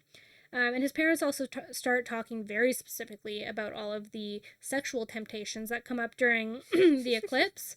And they're like, can you stop? I don't want to hear it. But Melinda, Caleb's mom, does tell him that he has to go home for the eclipse because we don't need Caleb losing control of his order and killing someone and having to, cover that up. It would be really bad optics. So, that. Finally, we get to interrogating the nymph, and basically nothing happens here. Like, the nymph immediately overpowers them all, well, most of them, like Seth's mom, Melinda, and Max's dad all get, like, overpowered, and Lionel is the only one strong enough to, like, fight it off. So the nymph, the only thing it really says is, I don't fear death, like, that was it, and then they all started attacking him, so the nymph came back, overpowered them. Lionel is the only one who manages to fight it off, so he goes and starts punching the nymph and ends up killing him. So really, like, they don't get anything about this. The nymph? How are they even in a war? Like, how have the nymphs not just decimated them at this point? Right? I don't get it. I don't understand the war.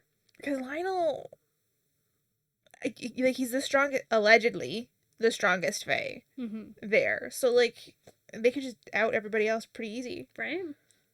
But one more time, Max reaches out to Lionel's emotions just to see what he's feeling after he killed this nymph. Like, he punched it, but then it was overkill.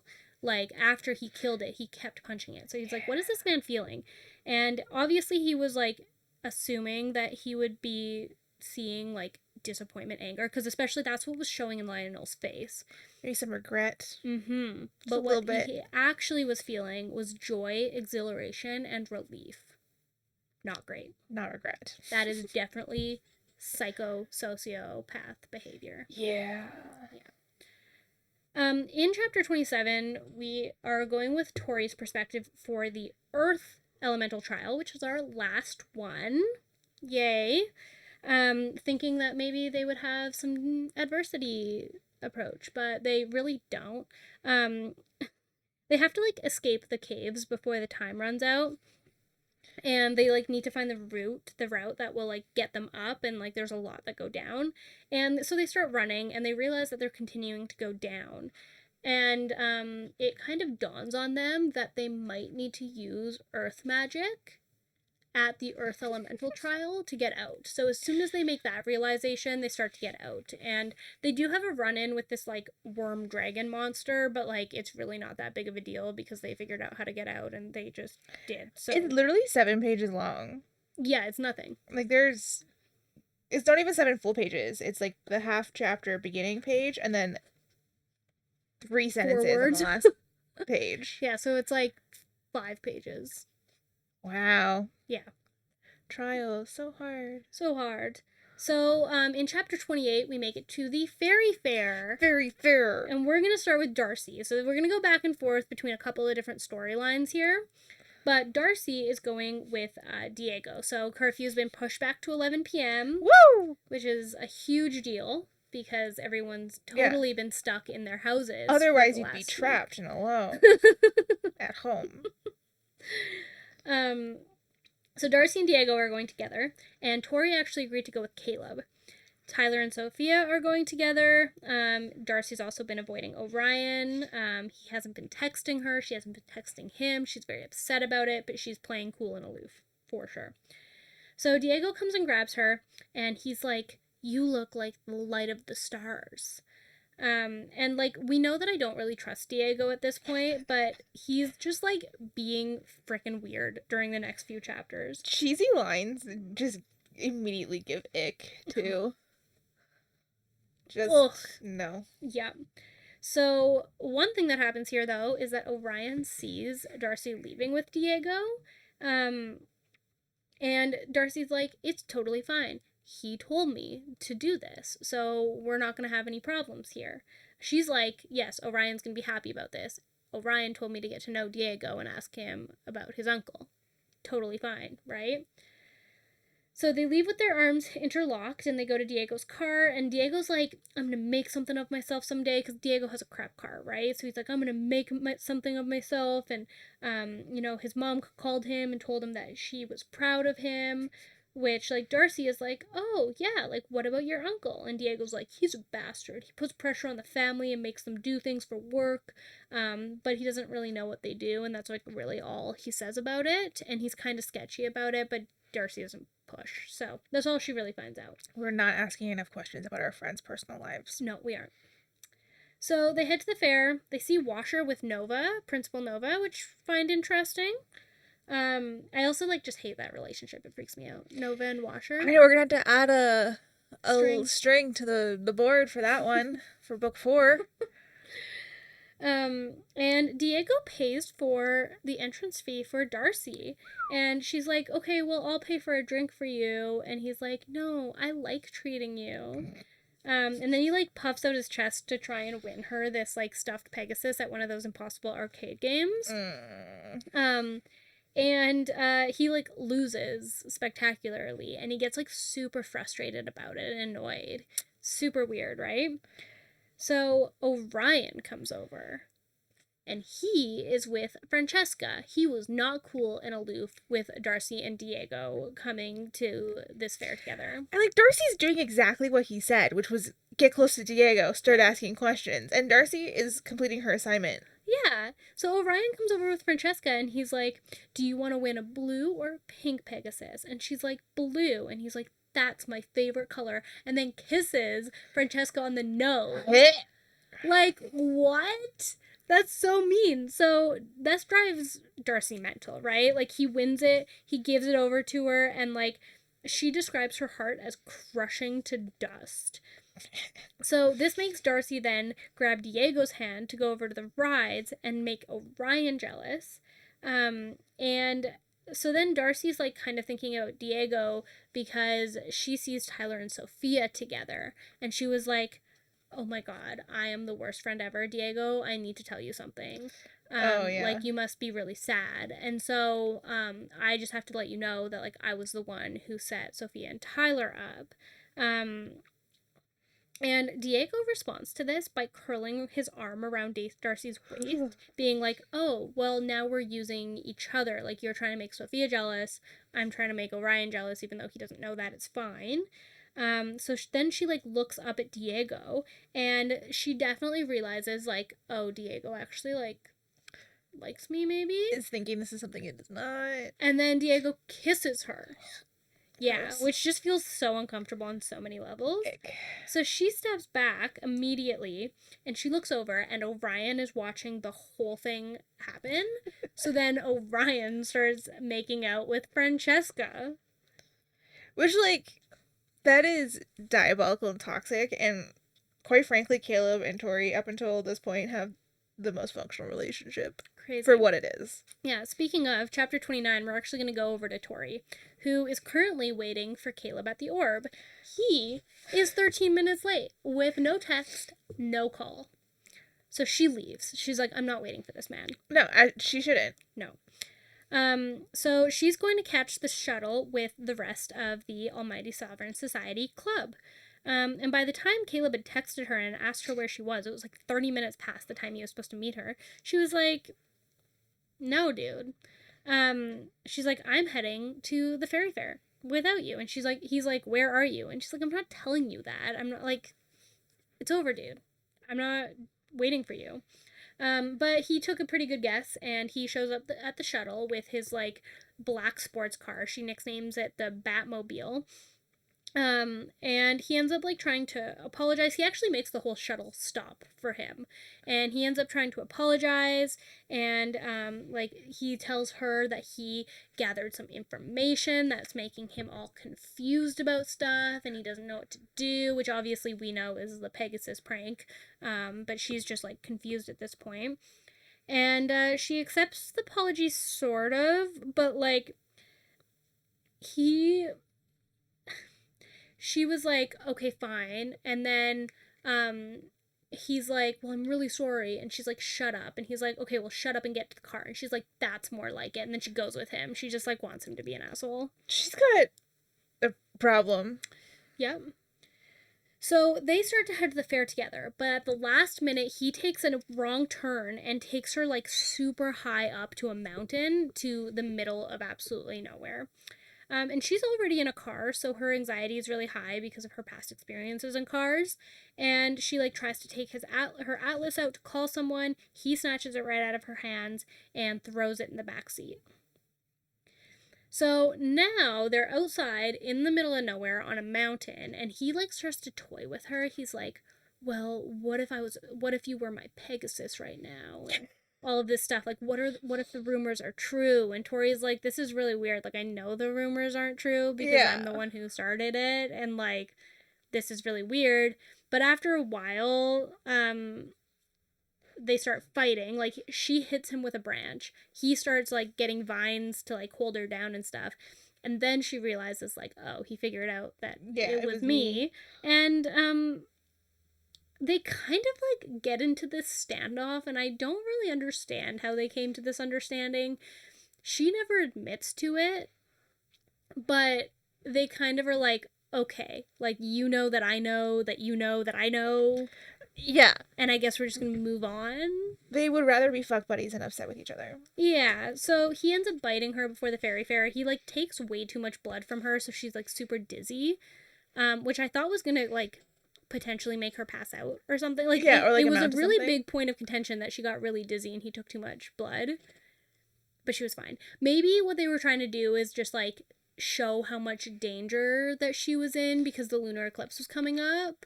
Oh, maybe. Yeah, maybe they're just trying to, like, highlight the fact that Caleb is actually pretty powerful and pretty dangerous as a vampire, and, like, because there's nothing stopping him once he bites her, I believe, from like, not killing her. Like, his willpower is the only thing between her and death at that point. Exactly, and with the lunar eclipse coming up, that's becoming less and less. So maybe that's what they were trying to do.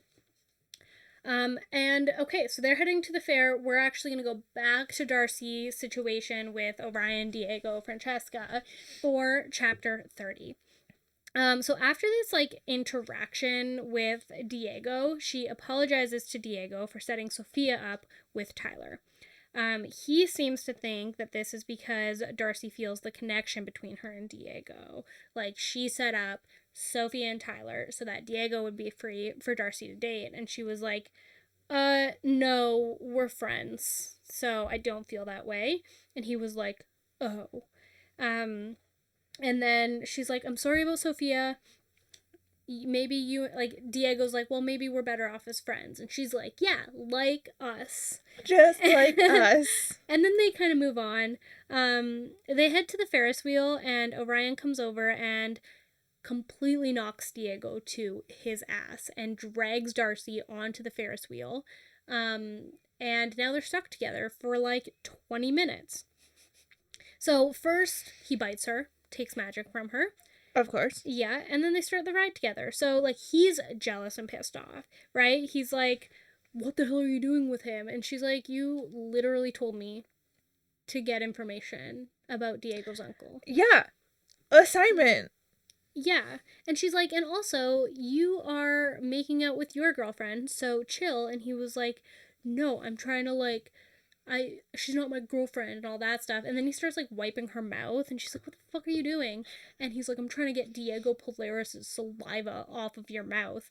And apparently that phrase just melts her and everything's fine now. Like, gross, but okay.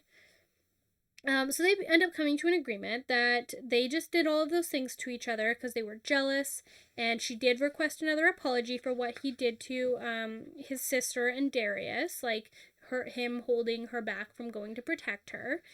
And so he's like, you know what? Okay, I will give you the best apology that I can. And then he jumps off the Ferris wheel and leaves without saying anything about an apology. Moody boys everywhere. I know. So she gets off, and Diego talks about Orion like he's pissed. Like, this man hates Orion, right? Which, like, fair. Yeah, totally fair. He stole his hat. He destroyed his thingamajig. The wooden box. Oh, that's right, he did. He did And, something like, else. Orion did just come over and knock Diego to his ass. And to be fair, Diego doesn't know that, like, they're totally mates. Yeah, and that, like, he kind of doesn't have control over the situation. So, to be fair enough for hating him. But he really hates him.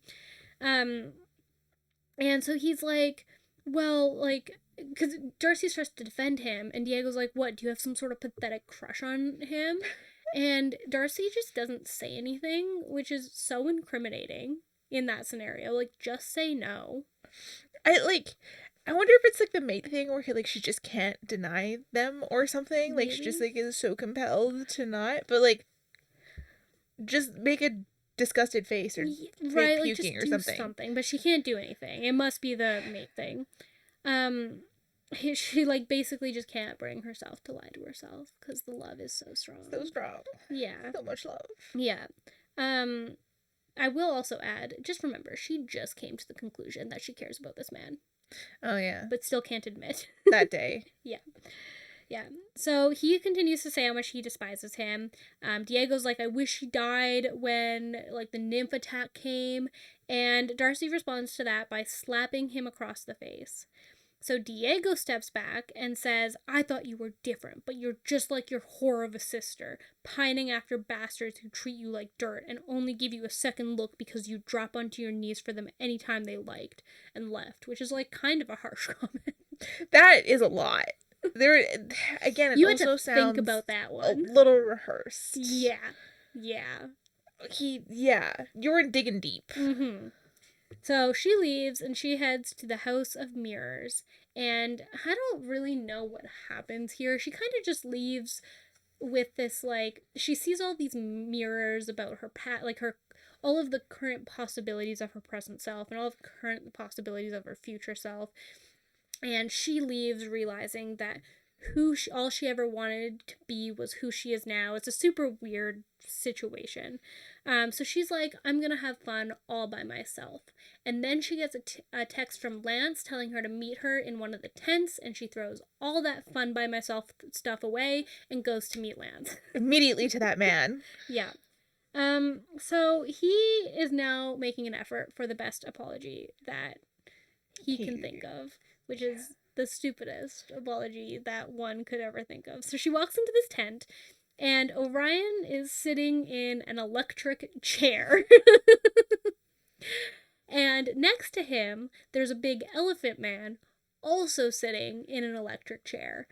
And his apology is that he's gonna try and put himself in pain and outlast the big elephant man in the electric chair, because whoever lasts the longest in pain in the electric chair wins.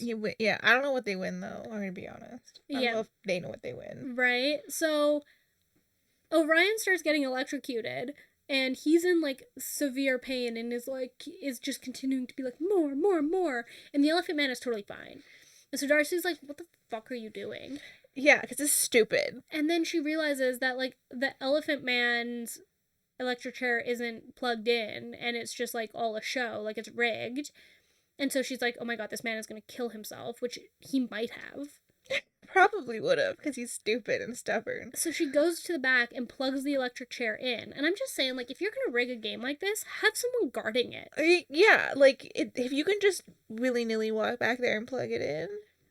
Anyway, she plugs it in. The Elephant Man taps out. Orion wins. It's the first time ever. Don't remember what they got for it, but congratulations. And then Orion offers Darcy a ride home. And so she gets in the car, and he's like, did I do the apology right?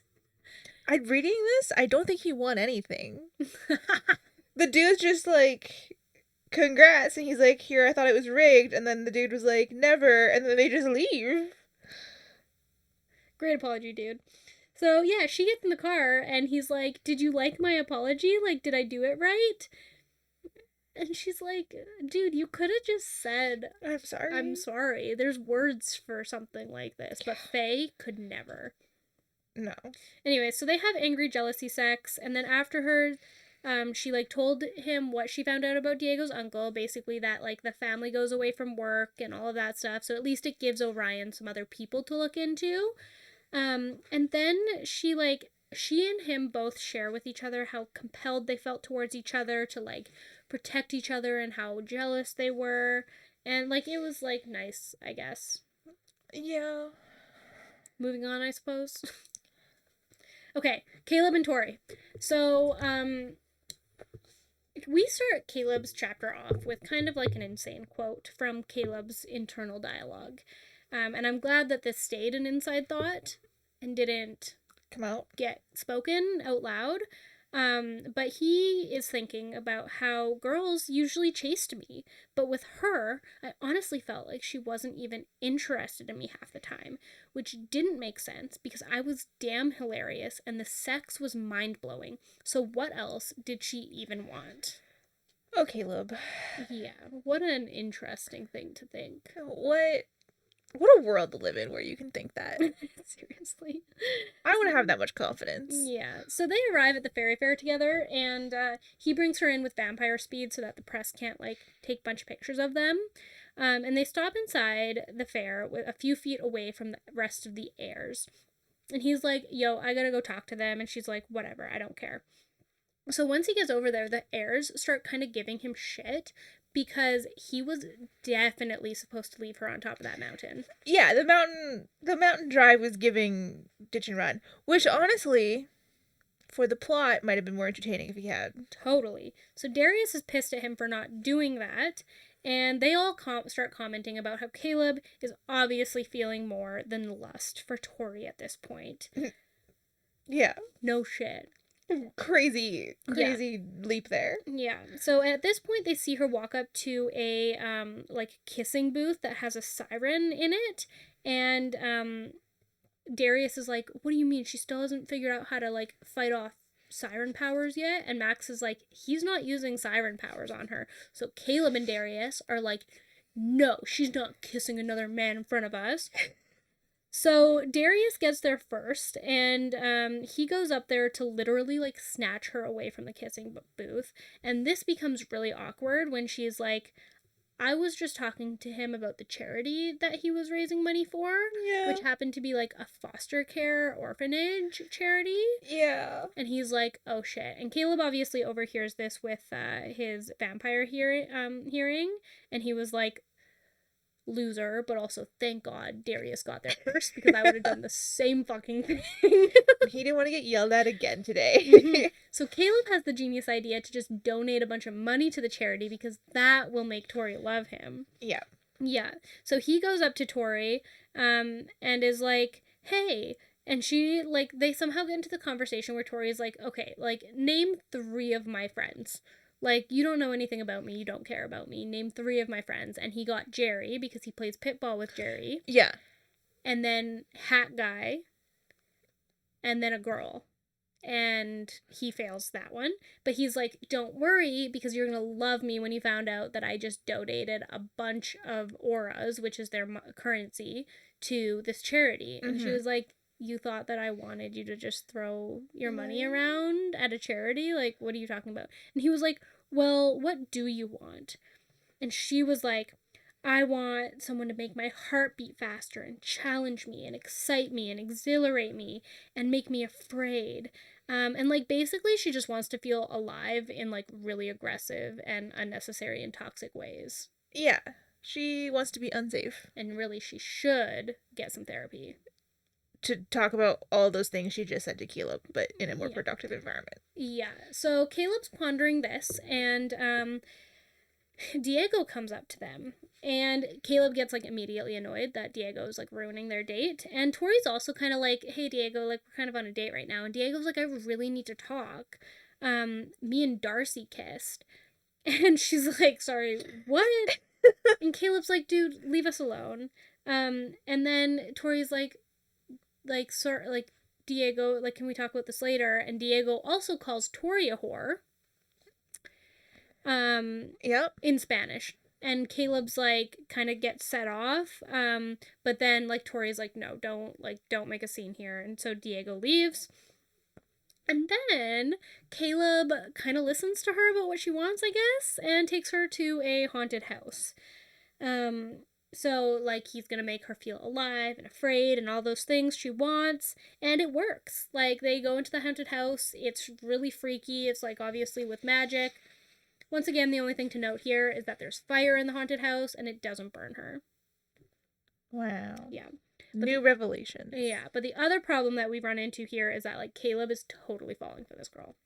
You know, and I will give Caleb credit where credit is due. He listened to what she said she wanted, and he delivered. Which is not common. No. Even in real life. I've rarely had a man take me and be like, hey, this is the stuff I want, and then him come up with a productive solution to that hit all the check boxes I was looking for. It is definitely more common in books for men. Yeah. Books for men written by women to listen to the women. Yeah. Yeah. This is why I'm single. Yeah, exactly. Brownie points to Caleb. Sort of. Okay, chapter 32, Darcy. Actually, before we get there, I'm not even gonna give Caleb simping points for that. Like, I actually think that was a good thing that Caleb did. Yeah, that wasn't even simping. That was just him listening and then doing what he was told. Proud. Perfectly. Yeah. Okay, chapter 32, Darcy. So, it's the morning after the fairy fair. It is Reckoning Day. Oh my god. Dun, dun, dun. So the reckoning has been built up a lot. It is very intense. It's supposed to be very hard. The heirs do not think that Tory and Darcy are going to survive. Now, before we get there, we obviously have to have, like, a bunch of stuff happen. So, we're kind of once again reminded that Darcy and Lance have, like, very texty text conversations. They're, like, really cringy. There's hashtags involved. God, I forgot about the hashtags. Yeah, there's always hashtags. I don't even remember what they were. You know what? I actually would forgive them more if Darcy used them, because she's, like, significantly younger than Lance, but Lance using them is a crime. Yeah. But isn't it such a millennial thing to do?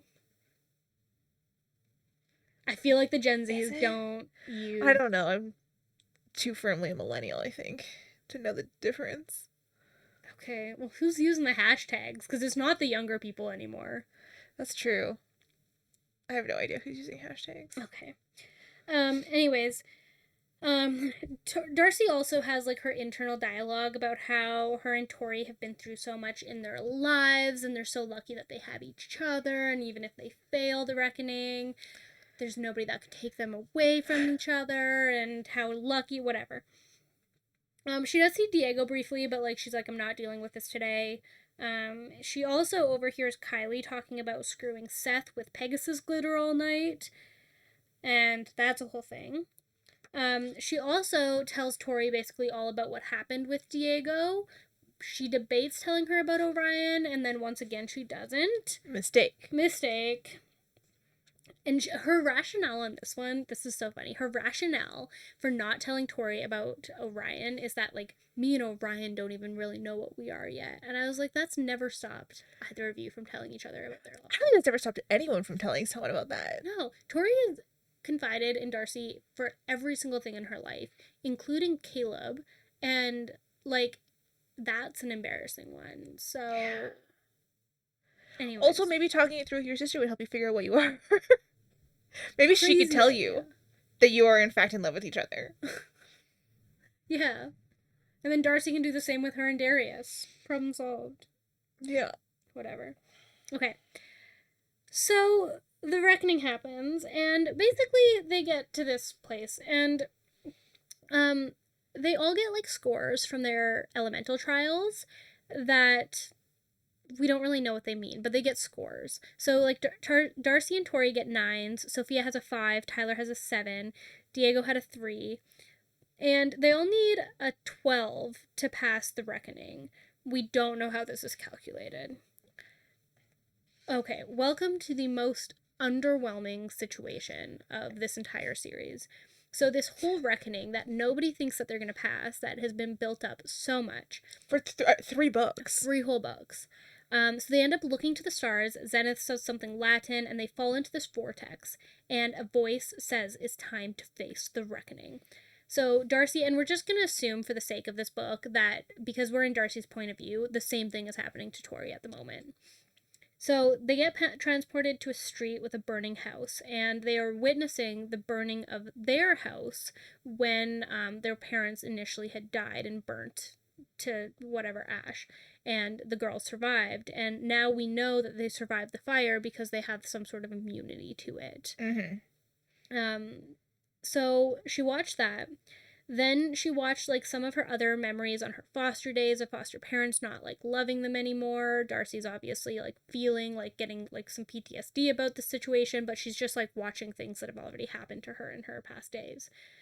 Then a voice comes in and says, "Adversaries surround you, Gemini. Do you know which ones are your true enemies?" And then the heirs started appearing in front of her and shifting to all of her friends, and then that's all weird, like Diego and Sophia, and then Lionel, and it's like all of these people. All this to just end up having a conversation with the stars. Because communication is really the real big bad in this. Mm-hmm. So the stars say, "Darkness breeds darkness. What does a fae do when their back is up against the wall, Gemini?" And Darcy says, "They fight." And what does a fae do with their heart?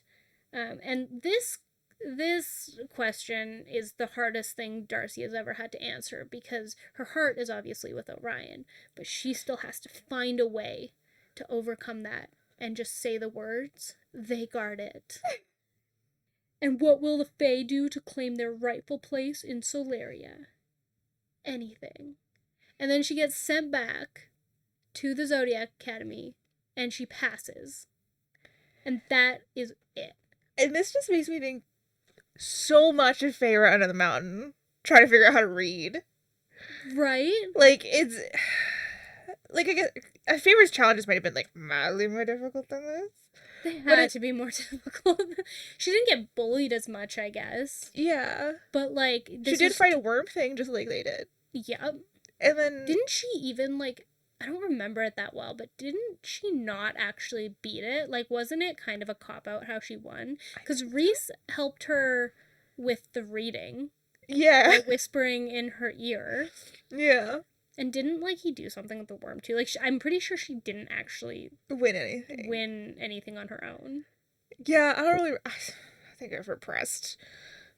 I'm sorry, I really like Throne of Glass. And 30 people failed this. It's giving I can't read. It literally is. So, anyways, the heirs come up, shocked that they somehow made it through the reckoning. Okay. She answered 3 questions. And they give them a message. "We don't intend on letting you graduate, little Vegas. It's gonna hurt. You might want to get out while you still can." And Darius finishes them off. "You've proved your fae. We don't intend on underestimating that fact. So enjoy the lunar eclipse. It'll be the last night of peace between us. But every night after that, I want you to remember we're coming for you." Even the house burning down, I feel like. Because that wasn't even their actual parents. No. It was their fake adoptive parents. Right. So, like, whatever. It's fine. Like, it's not great. Don't get me wrong. Some people No. died, but, like... But it's like, okay, here's the thing. I understand that was probably mentally really hard on them. But, like, it's... What was going to happen? Were they going to die? Yeah. Like, during the reckoning? It's so... Like, were they going to run into the fire and burn? Like, I'm so confused. Yeah, and, like, they literally have been given the answers to that question. Like, literally in day number 1, in class number 1, Orion's like, Faye will do anything. So they knew what the answers were. Yeah. I don't understand who failed and how you failed. Unfortunately, some people who should have failed didn't. That's true. For sure. Certainly true. Anyways, chapter 33, Tory's perspective, we're actually getting to, like, what the meat of this book is. It should have literally been called the lunar eclipse, because the lunar eclipse is what the actual climax happens. Yeah, the reckoning was... very underwhelming. A lot of nothing. Okay, so everyone gets a message from Nova, because remember, everybody gets really horny during a lunar eclipse. Yeah. So the message from Nova says that tonight is the lunar eclipse. All Fae will be struck by the urges of the moon and will be guided by their most base instincts and their truest desire of their hearts and flesh. As such, the faculty has made the following recommendations. Now, the first 3 recommendations are total bullshit and everybody knows it. It's to remain alone in your rooms throughout the evening with the door locked, to turn off your atlases to avoid the temptation to send people provocative messages, and also to take a sleeping draft so that you can just, like, wake up the next day and not worry about it. Everyone's like, nobody's doing that. So the 4th is to make sure that you've cast a contraceptive charm to make sure we're not making baby Faye over here. So basically, immediately Darius texts, and a text from Darius pops up on Tory's phone, and she kind of gets excited. But it was actually just a group message to all of House Ignis, being like, there is a party at the Air Cove tonight. It is not optional. And she's kind of disappointed by this being a group message and not an individual one. So after, like, maintaining self-control for about, 3 seconds, she texts Darius back individually, and she's like, well, what do I wear? Yeah, what is the lunar eclipse attire? Yeah. And he was like, well, just wear what you've got on now, which was underwear. So she ends up sending him a picture in her underwear and, like, just puts on some ratty old shoes. And she, like, sends him a picture of it. And she was like, well, I don't know, like, I don't think I have the right, or I don't think my shoes match, or something like that. Breaks rule number 2 immediately. Yeah, breaks rule number 2 immediately. So, she's, like, sending sexy pictures to Darius. Darius does not respond. So then a knock comes at the door. I know you assume it's Darius. It's not. It's Darcy. Darcy comes in and, like, basically immediately looks at the phone, and she's like, oh my god, are you sexting with Darius? And Tory's like, it's the moon, okay? Because that's the excuse she needs right now. Yeah.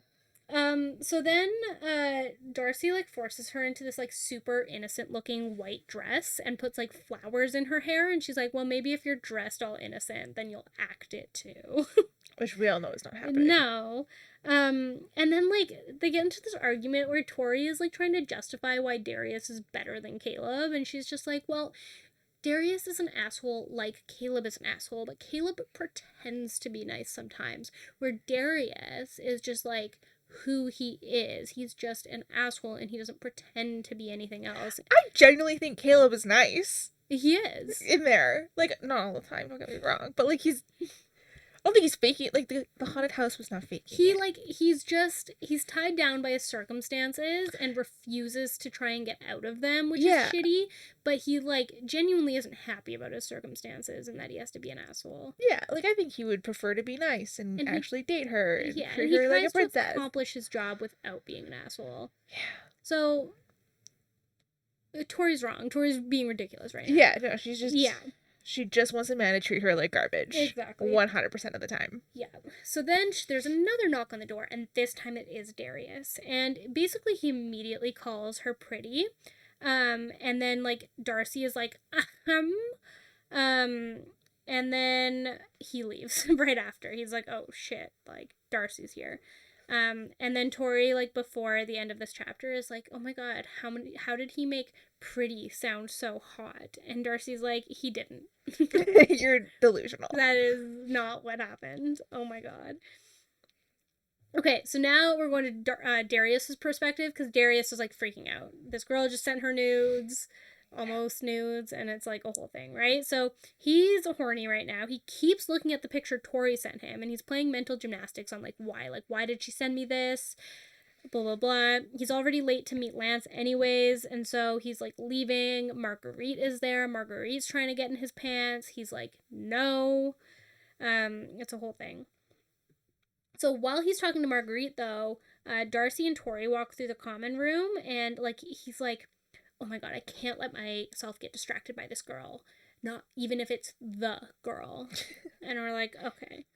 So he makes it to Lance's. He sneaks in. He's definitely avoiding. Orion is avoiding the teacher celebrations because all of the teachers are basically just having an orgy at the pool in Asteroid Place. And so, yeah, Lance comes out of the shower. And they have their like little banter, like I don't know, they talk about how they would fall in love with each other if they or like the other would fall in love. They have these like weird banters, right? Yeah, they have their weird sexual tension that's not sexual tension, but it's still sexual tension. Yeah, it's the bond, and they hate it because both of them are so pinned straight. It's not even funny. So Darius confirms with Lance that Xavier and his mother, Xavier texted him basically being like they are on their way to the mortal realm. And so they're safe for the evening, and there's nothing to worry about there. They won't be back till tomorrow morning. The moon will be gone. It'll be totally fine. So then Lance is like, hey, where's the party tonight? And also, Darius, who do you got your eye on?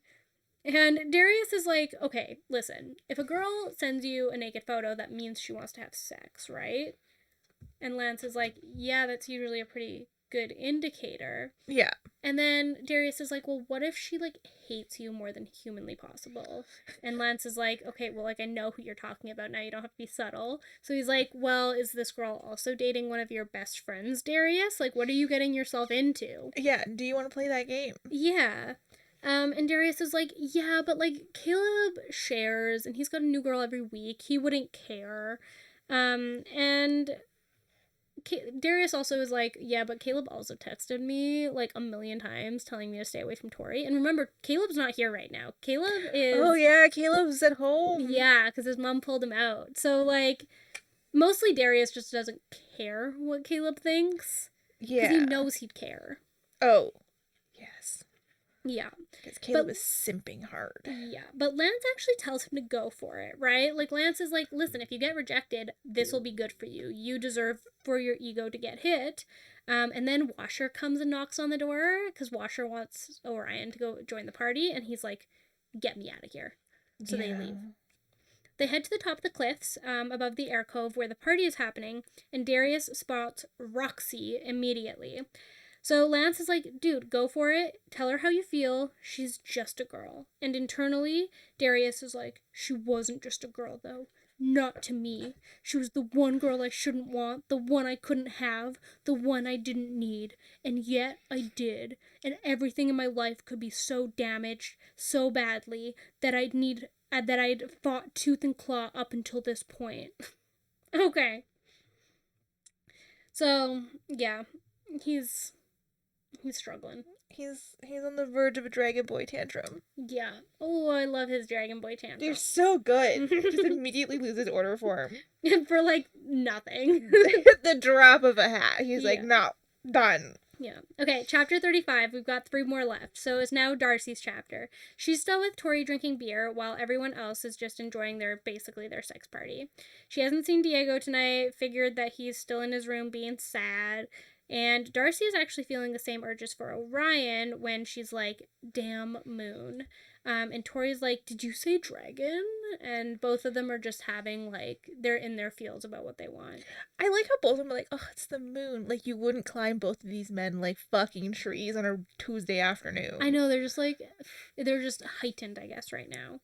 So Sophia and Tyler, they're making out. Max is luring girls over. And then Darcy spots Darius eyeing Tory. But Tory doesn't notice him, and then Darius leaves. Like, he's clearly just, like, pacing. And then Jerry and a bunch of the ass club go skinny dipping. Max is looking at Jerry.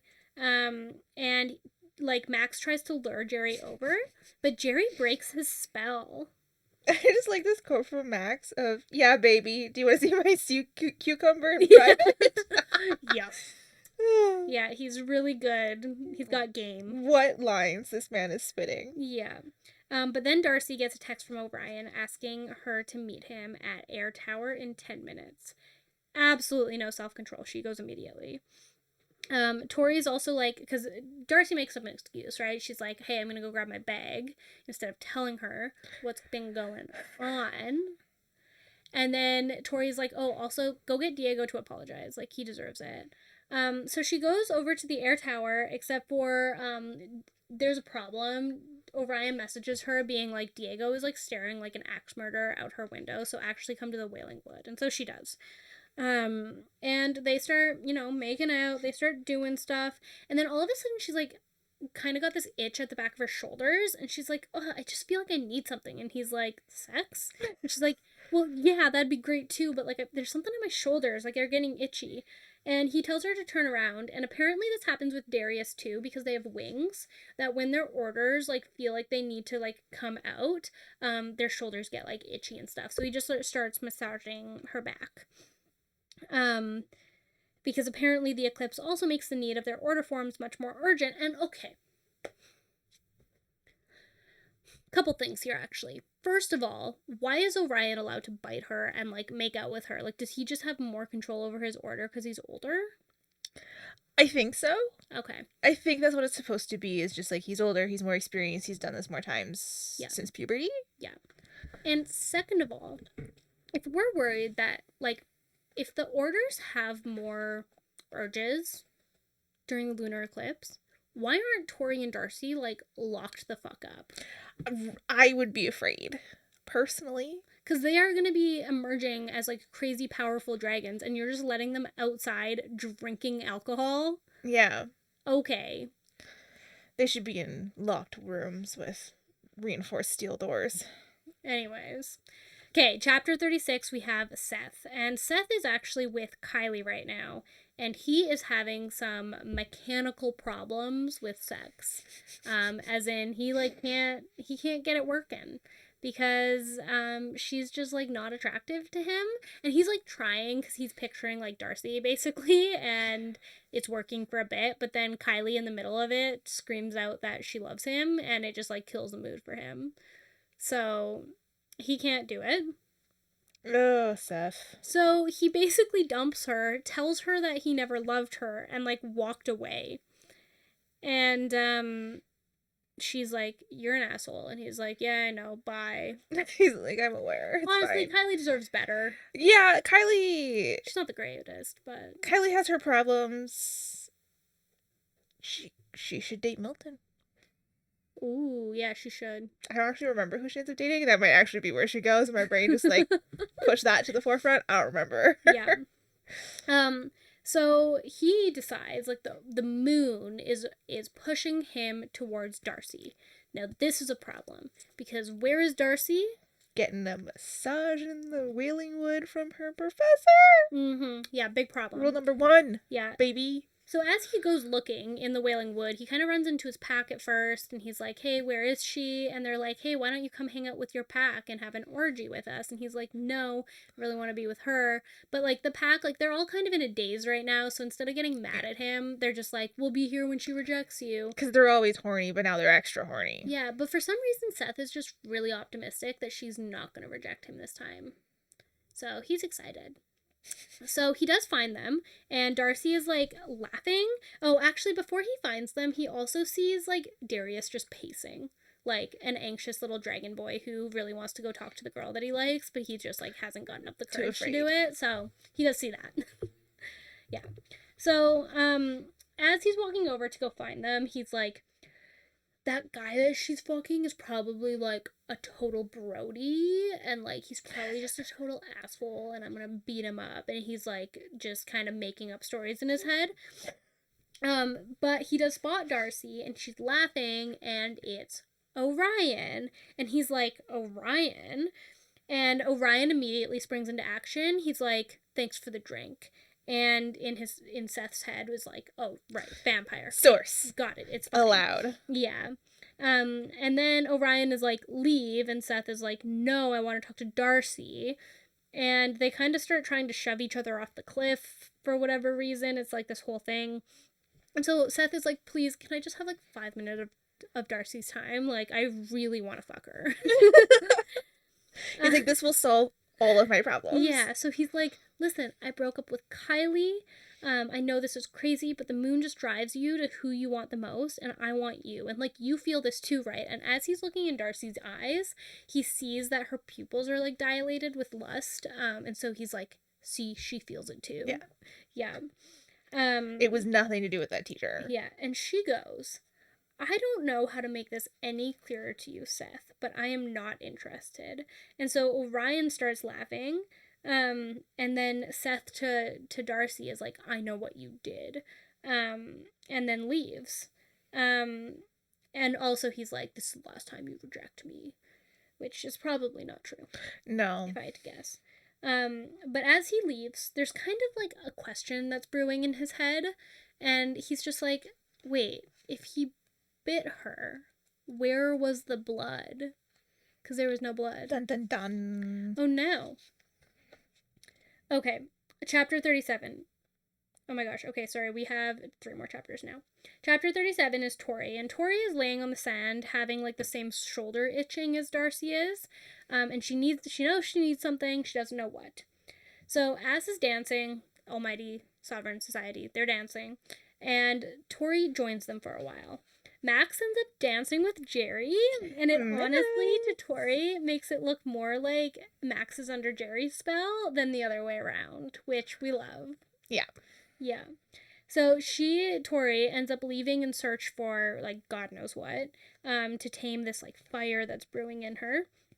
And as she goes towards the cliffs, she sees Darius a few feet from her, and, he tells her the first thing that comes to this man's mind after pacing back and forth for probably at least an hour trying to think of what to say to her. Yeah, because he loves her. All he says is, I've been watching you. Okay, dude. He's a creepy Yeah, man. and she's like, why? And he goes, because that's what I do. I watch you and hunger for you and ache for you. It torments me like I torment you. And I'd find it easier to carve my eyes out than I would to stop them from landing on you. Okay, dude. So anyway. That's what took an hour to come up with. It was, and it works. She's like, then don't stop. And she's just like thinking, like, she's like, I don't know what I want, but I'm drawn to him. And he asks her if she could ever even consider forgiving him for the things that he's done. And she, like, never really answers this. She kind of just stays quiet. She's having some internal conflict here about it, because, like, clearly her body and her heart is like, yes, I forgive you, but, like, her brain, there's a smidgen of brain that's coming in and providing some logic here. So that he tried to murder her. Yeah. But as this is happening, he's just getting closer and closer to her, and he says, there are countless people who would say I'm not allowed to want you, but you make me want to burn the whole world down so I can claim you for my own. And she says, then we should burn it down together. And he's, like, literally about to kiss her, and then they both hear another voice, and it says, congratulations, Darius, you actually managed to do something useful for once.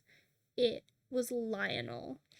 Dun dun dun. So Lionel sends a wave of magic into Tory and Darius, and both of them are screaming to let him go. Chains of fire locked Tory down, and he brings them towards a beach around some rocks, where nobody can see them. They cast a silencing charm.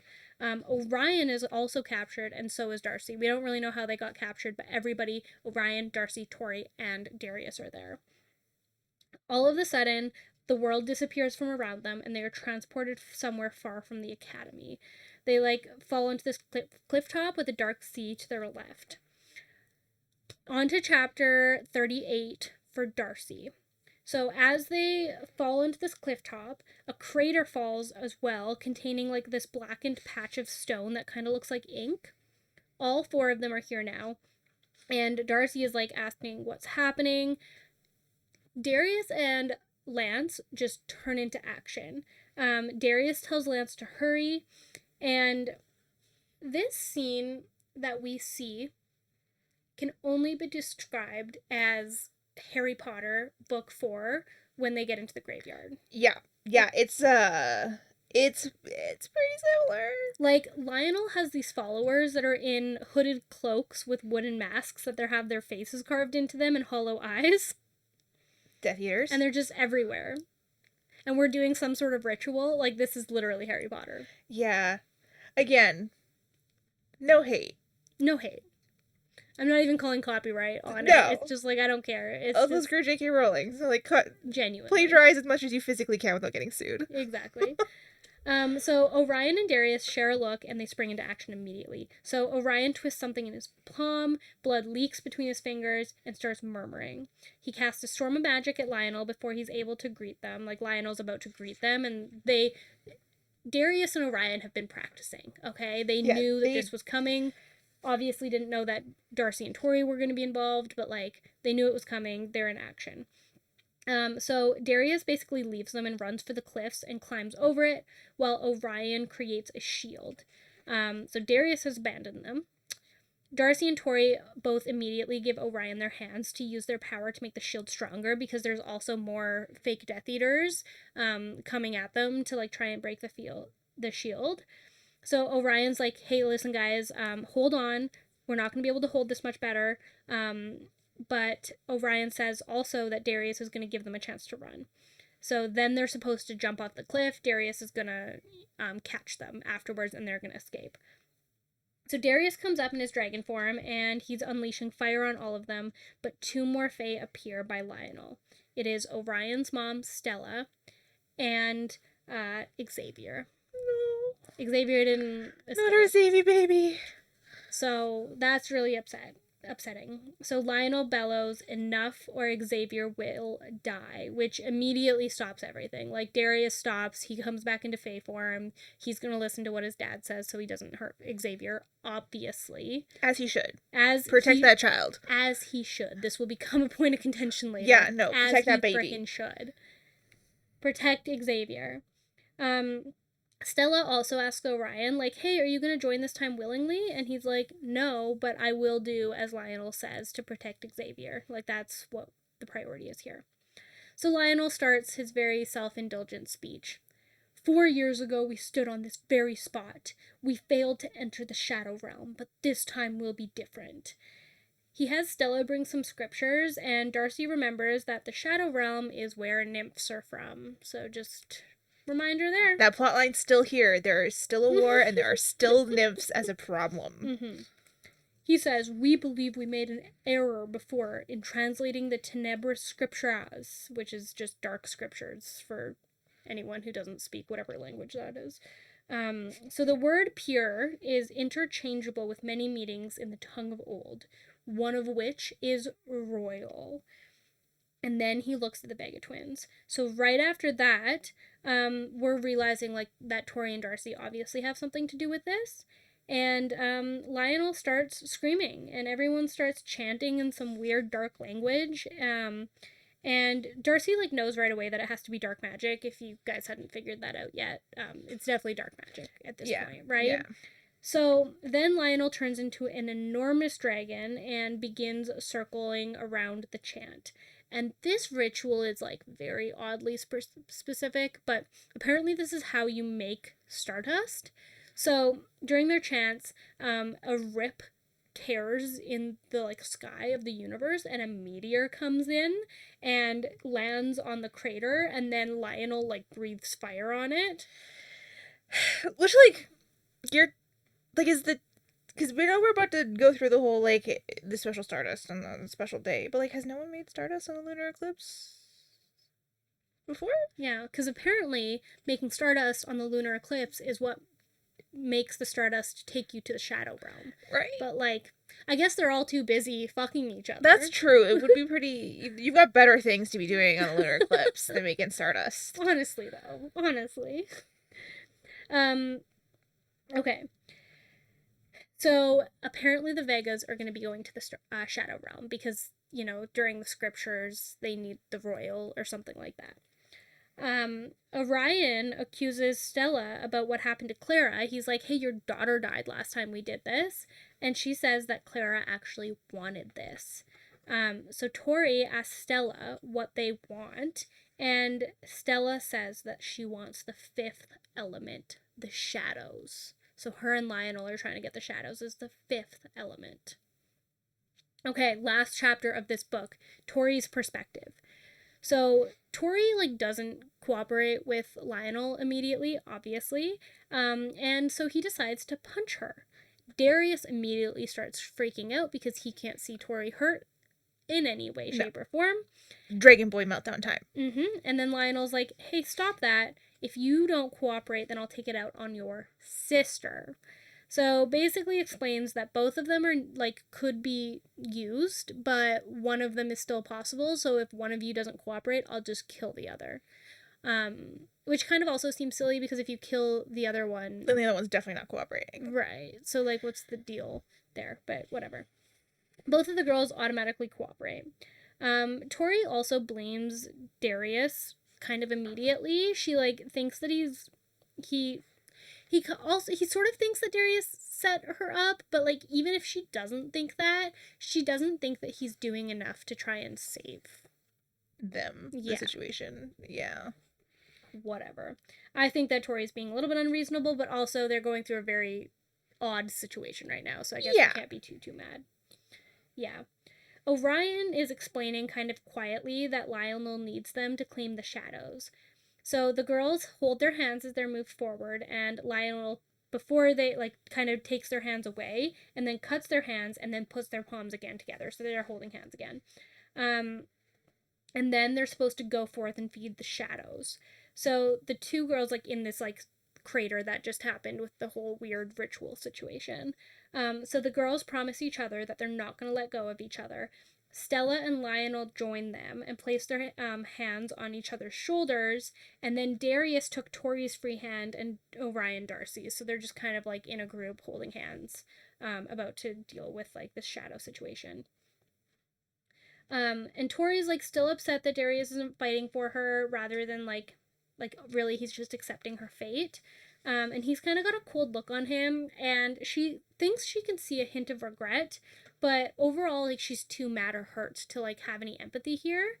But Darius also kind of looks over her and be he starts to say something about you're strong, you can survive this, but Tory doesn't really want to hear it. And then Tory also sees Orion and Darcy have a moment. Orion just looks at Darcy and is like, blue, blue. And then as this is all happening, Darius is trying to talk to Tory. The blood from their hands reaches the stardust, and the shadows clamber through the wound on their palm, and they spill into their body. So it's kind of the shadows are coming in through the cuts on their hand. Yeah. And seems to be taking over their bodies. She feels the high that Tory is used to, well, not used to, but she's experienced already, and they just fill every void that she's ever had. She's completed because of this, but there's horror in that because that's terrifying. And she panics and she almost loses herself to the terror and the shadows. But Darcy's presence keeps her grounded, and voices begin to echo. They actually hear a girl call out to find her and to join her, and the girl has brown hair, ebony eyes, and just blood all over her, and she's trying to get them to come towards her.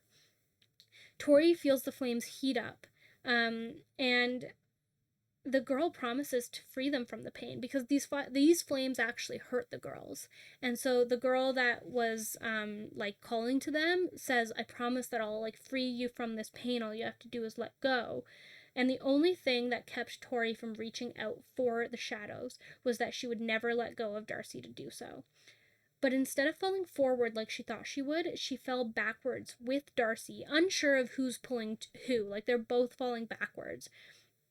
Pain starts exploding from her back, and she was all of a sudden flying, as was Darcy. Wings of flaming bronze feathers burst from their backs, and both of their hair were in a twisting mass of living flames burning in red and orange. Their orders had emerged. Dun, dun, dun. They were not dragons. They were phoenixes. Yes, they are. And I'm just giving myself a little pat on the back for this one. This was my theory for Tory. Yes, it was. Immediately, the second they introduced phoenixes, you're like, that one. I thought it was that.